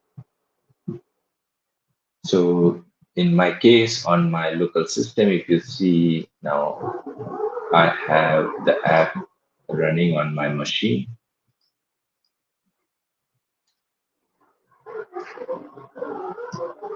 and every time I hit the timestamp, it's basically rendering the UI and writing the values for the timestamp into the Redis container. So you as a developer, you have done your development, everything is working fine for you. And what the next step would be, you need to deploy this into AWS, especially using the Amazon ECS feature service. So to do that, the first thing is you need to have the AWS CLI installed on your machine, which would basically give you uh, a way to talk to your AWS account. So in my case, I have configured my credentials and it's pointing to my AWS account, which I had showed you in the demo, basically this one. So whatever commands what I'm executing right now, it's being executed locally. So the first step is I need to make my Docker CLI talk to the Amazon ECS service. So there is something called Docker context. So context is basically pointing your Docker CLI to a Docker engine where all your commands get executed. So if I do a Docker context ls on my screen, so Docker context by default, when you do your desktop installation, there would be only one context, that is your local one. Now, if I had to create a new context, I would be using a command called something called Docker context create ECS Docker Penang demo. So basically, you are telling that please create a context with the service ECS and name it as Docker Penang demo. So by reading your AWS credentials files, which is stored with your AWS CLI installation, it will ask you basically few questions. Uh, it's in my case, it's asking me the profile name, so I can give it test profile. Uh, it's then asking me for region, so I can give it as AP Southeast 1. So that value comes from the region where you are trying to do your deployment. So in my case, if trying to do the deployment in Singapore region, and the value is AP Southeast 1.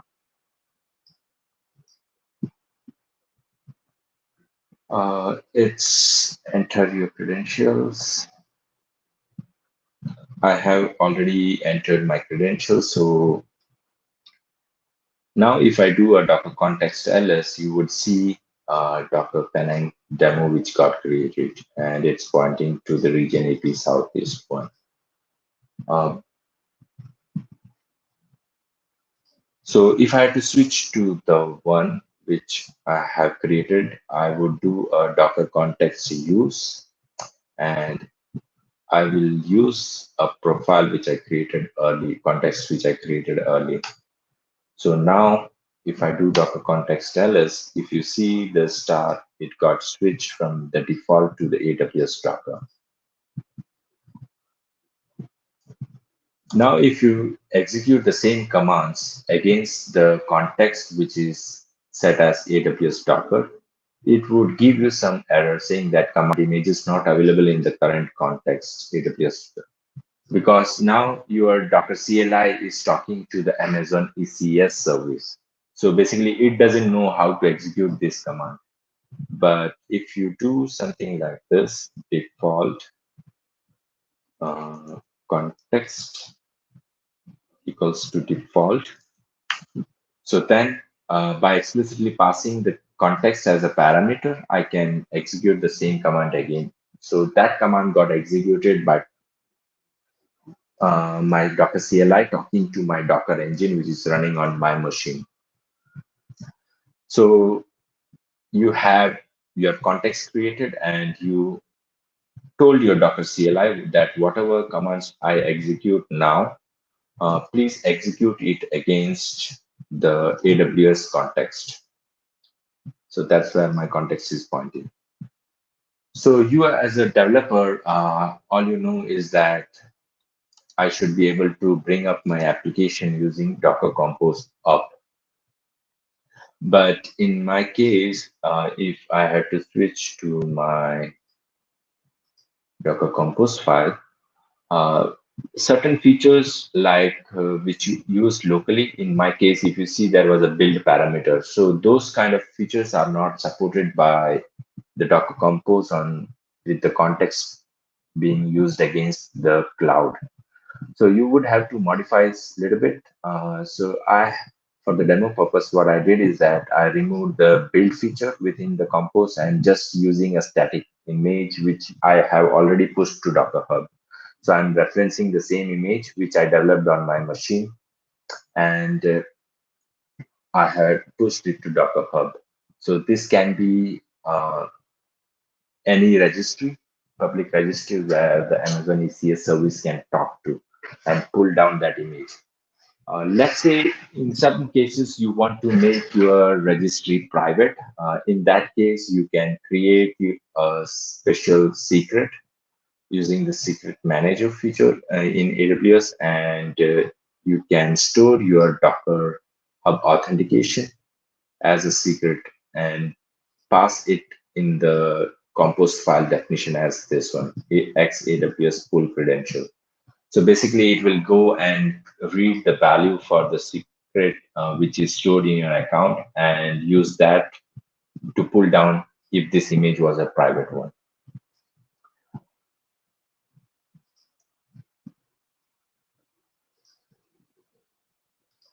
Let me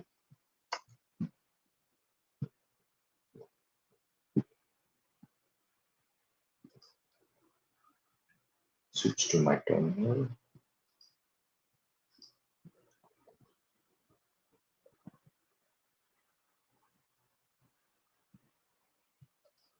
And basically what I will do is that the first command I executed on my screen to bring up the application was Docker Compose up. But when you switch your context to AWS or Azure, you need to make sure that you are not using the old CLI, because we are using the new spec for the Docker Compose, and it is a standalone command now. So Docker Compose up, and minus F, the file name which I was using, especially for the ECS deployment. So copy path, and I can use this specific. So if I hit that file, it should get start with some of the deployment.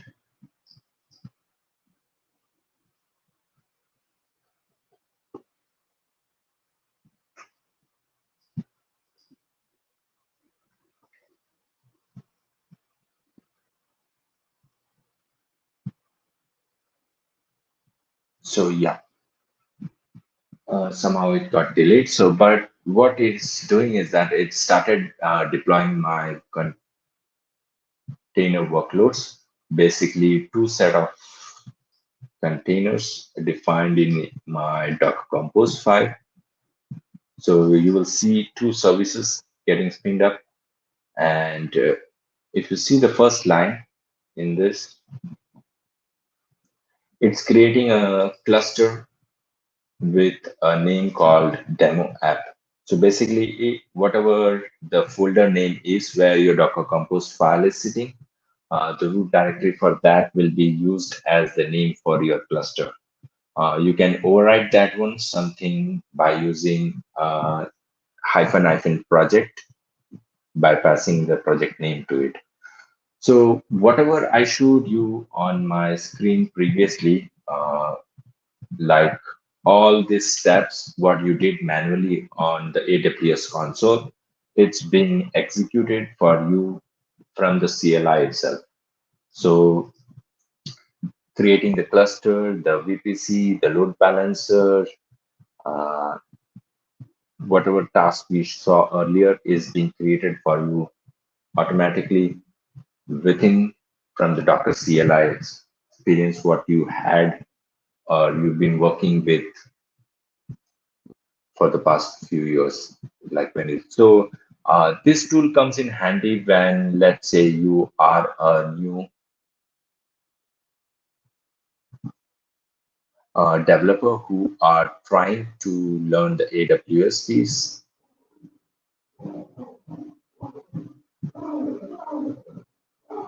Something got deleted. So if let's say you are starting your AWS journey recently and you are well versed with the Docker, but AWS is something new. But so staying with the same Docker CLI experience, you can try to use the same commands and try to deploy the cluster from the Docker CLI itself, so rather than going into the AWS console and creating it manually every time. Uh, if it's backend service, I don't know, for some reason, it is deleting in progress. Let's give it one more time. Mhm.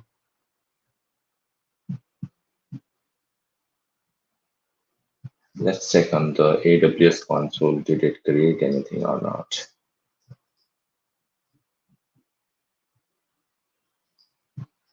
No,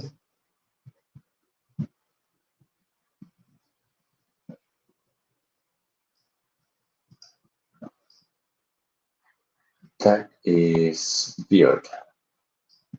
Um, let's check what happened.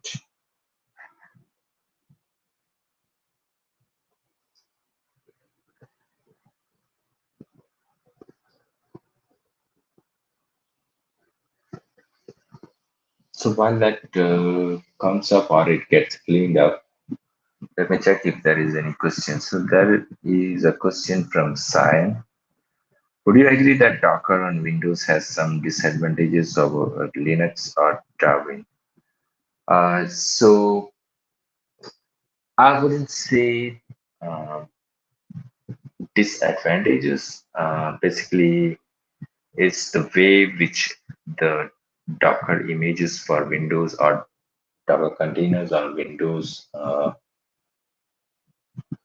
behaves different than on running on Linux or Mac, what you're seeing on my screen. Uh, cannot pull container error. Fail to resolve receipts.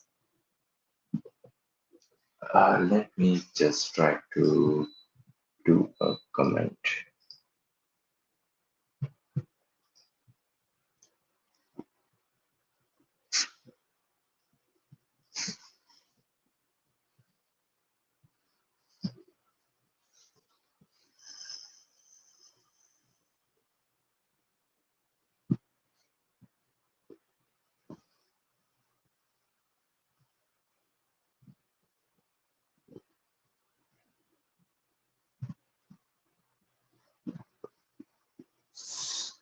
So, Simon, to answer your question, other thing is that most of the Windows container, if you're trying to run a web application, it uses IIS as the base image.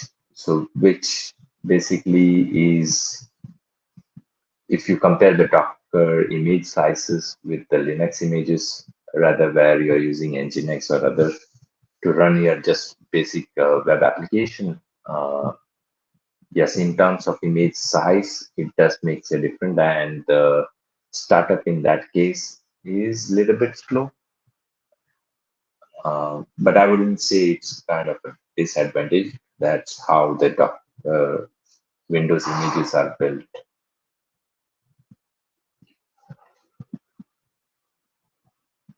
And if you know, with the latest Windows Home Edition and the latest Windows 10, you can make use of the Windows subsystem for Linux feature, WSL2 features, and you can basically run Linux containers side by side on the same Windows desktop what you're using. So maybe try to switch to WSL2. That would help you in some way.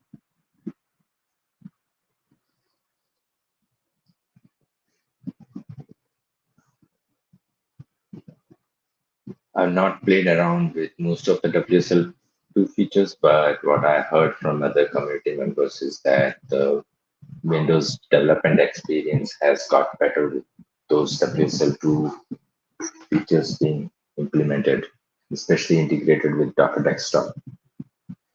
So if you have seen this one in the Dock Windows, you would see some features which would show you the WSL2 integration within some pages like this one. So you can go and enable.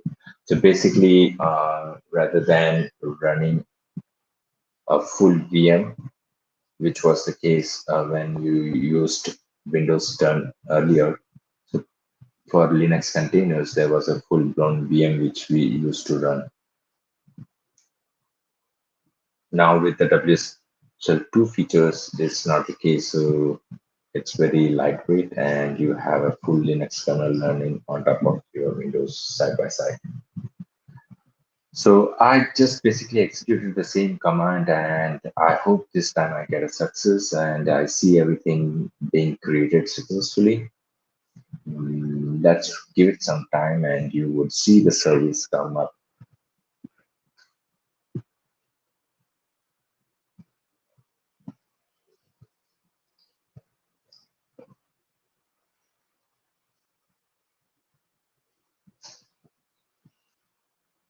So let's switch to my AWS console. And if you would see, it created a cluster for me. Now, if I go into this cluster, if you see my properties for the cluster, it is of the launch type Fargate. The reason it's using Fargate is because the Docker Compose CLI tool integration right now, what you saw with ECS, has support only for Fargate as of now because it's being currently under development. For the EC2 launch type, it would be released. It's under active development. I don't have an exact date when that will be released, but as of now, Fargate is the only launch type which gets supported with this deployment. Um, it's almost complete. So one other difference I want to show you is that, let me open up the cluster page side by side. So in this case, if you see, there are no ECS instance because it's a Fargate launch type. So the underlying infrastructure is managed for you by AWS. While when I created a cluster which was using the EC2 launch type, uh, there was EC2 instances running in your cluster. So that's one of the great advantage, I would say. You don't have to maintain your infrastructure for it. So AWS would take care of it when you're using the package launch type. And if you see, the cluster creation has complete. So basically all the steps which I showed you on the AWS console manually were executed automatically for you. Now, if I do a Docker Compose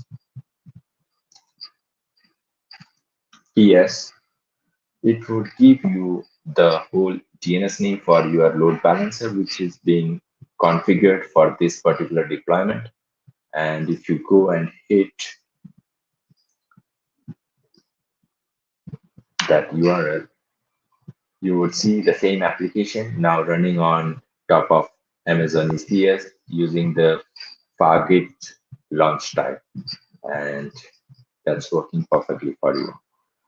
So if you see, I didn't go into the AWS console. I didn't do any setup for my ECS cluster to come up. All I did is that I just used the command docker compose up and just pass the docker compose file, which I want to use for my ECS deployment. And it magically created the underlying resources required for my container workload to run. Now it has some cool other features if you see. So if I do a Docker Compose and let's say this feature, Docker Compose convert. So the command Docker Compose convert, what it does is that basically spits out the CloudFormation template, which is being used underneath this. So behind the scene, when I executed the Docker Compose up command, it basically took my compose file using the compose specification. It converted into a cloud formation stack, which basically is the deployment template for your ECS deployment in AWS. That's basically the template which AWS understands. So that under the hood was converted for you and executed against your AWS account using the same command. But if there is a need, let's say I want to store this template in CloudFormation template, which is generated for this particular deployment. So I can go and save it, and maybe I can pass this to my infrastructure team to do the deployment in other environment where I need to set it up. Or let's say I can use this as a auto base starting type for setting up my automation. So that's Docker Compose command which you can use. And the other thing is if you see Docker Compose logs, so you can see all the logs streaming up on your console, which is basically getting streamed from the AWS. So if I had to show you live,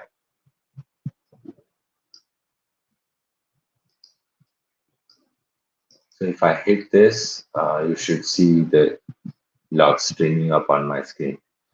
And let's switch to my AWS console. We can go and search for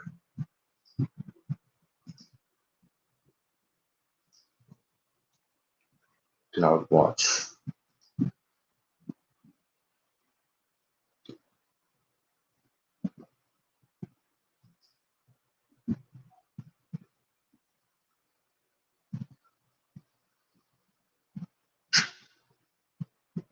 So As I said previously, it has integration with other AWS services. So I am watching the CloudWatch service where basically it configured a container inside.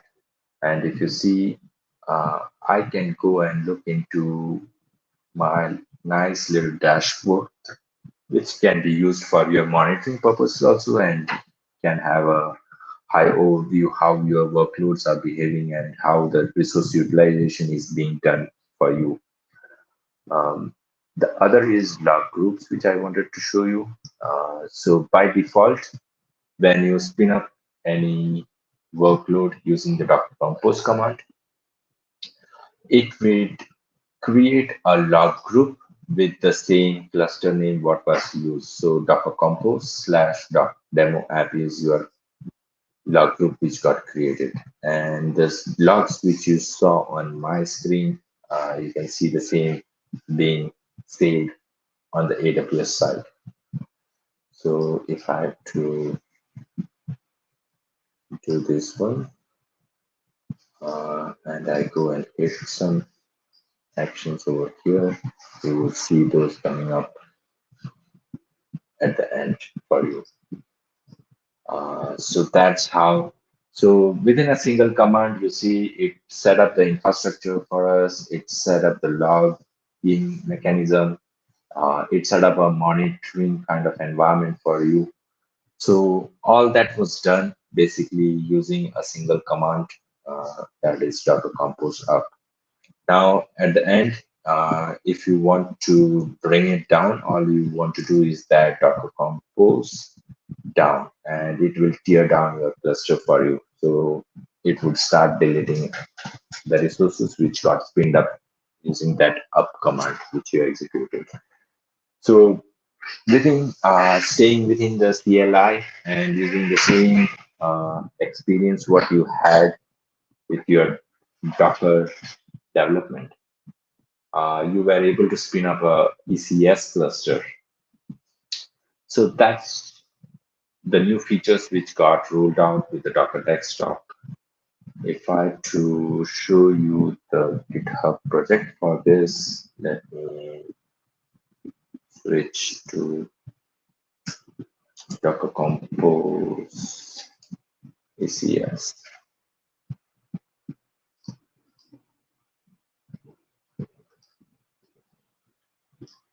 So we have a nice documentation around this, basically for both the cloud. Whatever we saw today, if you have any doubt, you can start your exploration by going to this URL. Let me put that in the chat for you.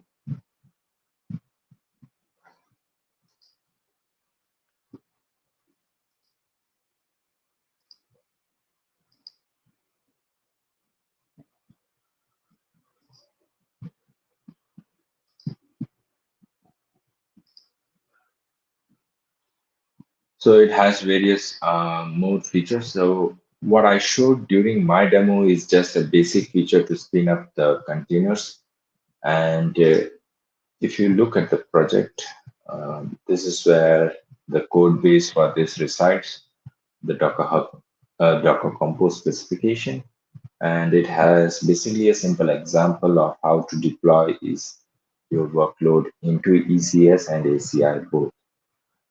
Uh, Other place you would refer is if you go to the docs and you have some basic examples of ECS, how you can configure more in depth.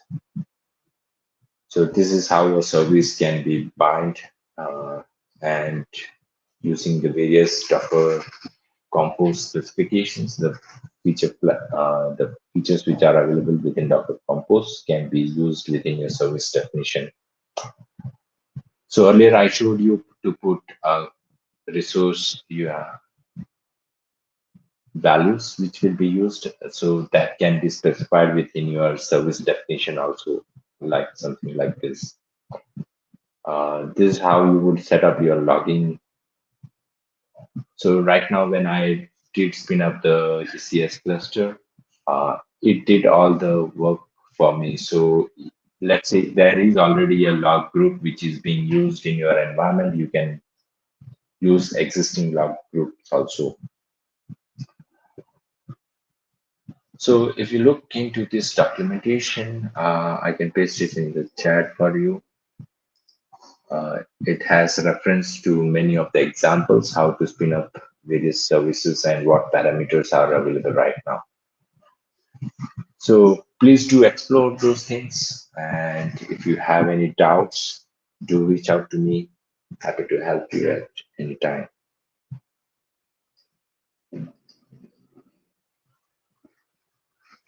So as part of the demo, that's what I had.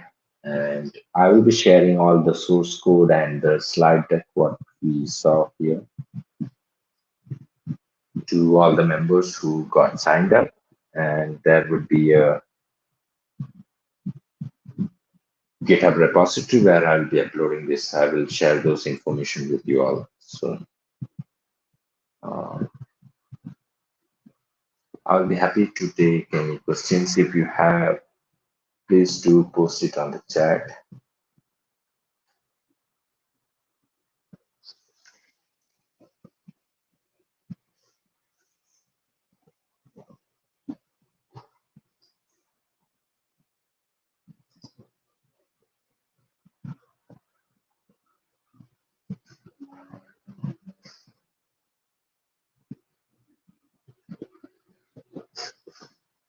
Do join our Docker Slack so you can talk to other community members. You can I can share you the URL for that. Slack dot.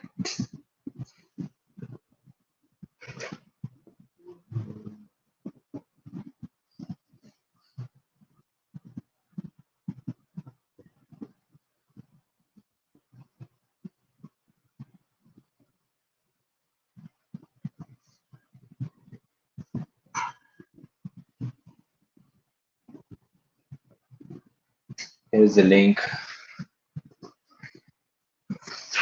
for the chat for you people to join our bigger audience in the Slack channels, what we have for community members.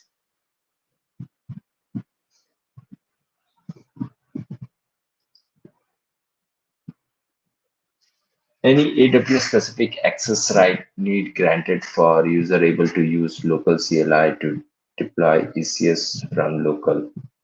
Yes. So basically, the user should have. So it depends on the launch type. So if it's using EC2, so basically all the rules to create EC2 instance type, all the permissions around it. And then if it's a Fargate, I would say there is a policy which is specific to ECS.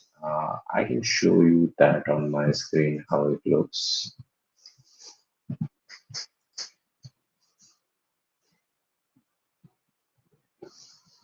Let me check whether I have my login.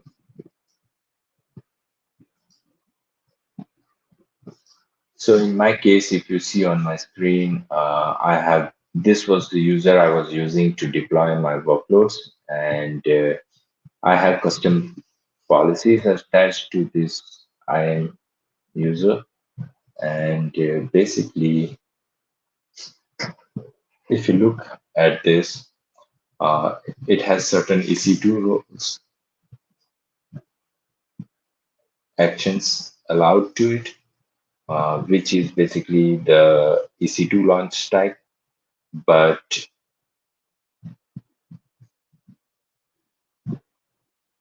in my case, I have given all the ECR related permissions to the user. So yes, if you had to cut down that specific, you can go and to play around with this policy definition, what you see. So basically, you would start with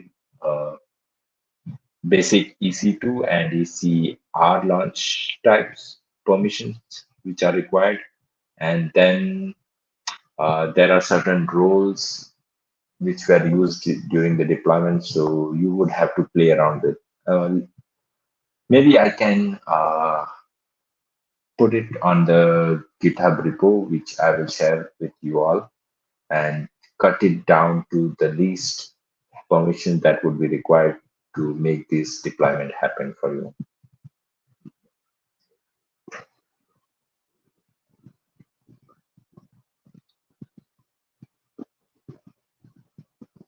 Hope so that answers your question.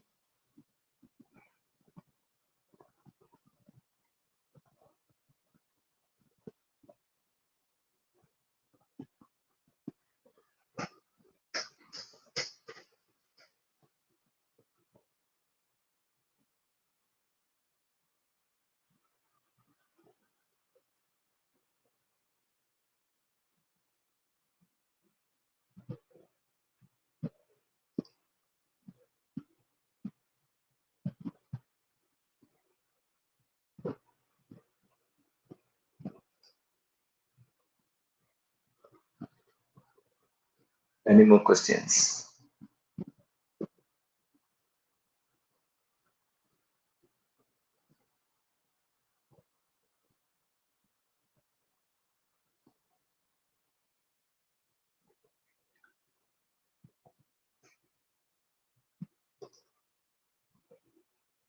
So I don't see any questions coming up. If you do have, you can reach me out on Twitter, which is in the chat. That's my Twitter handle. And or you can reach me out on the Docker community channel.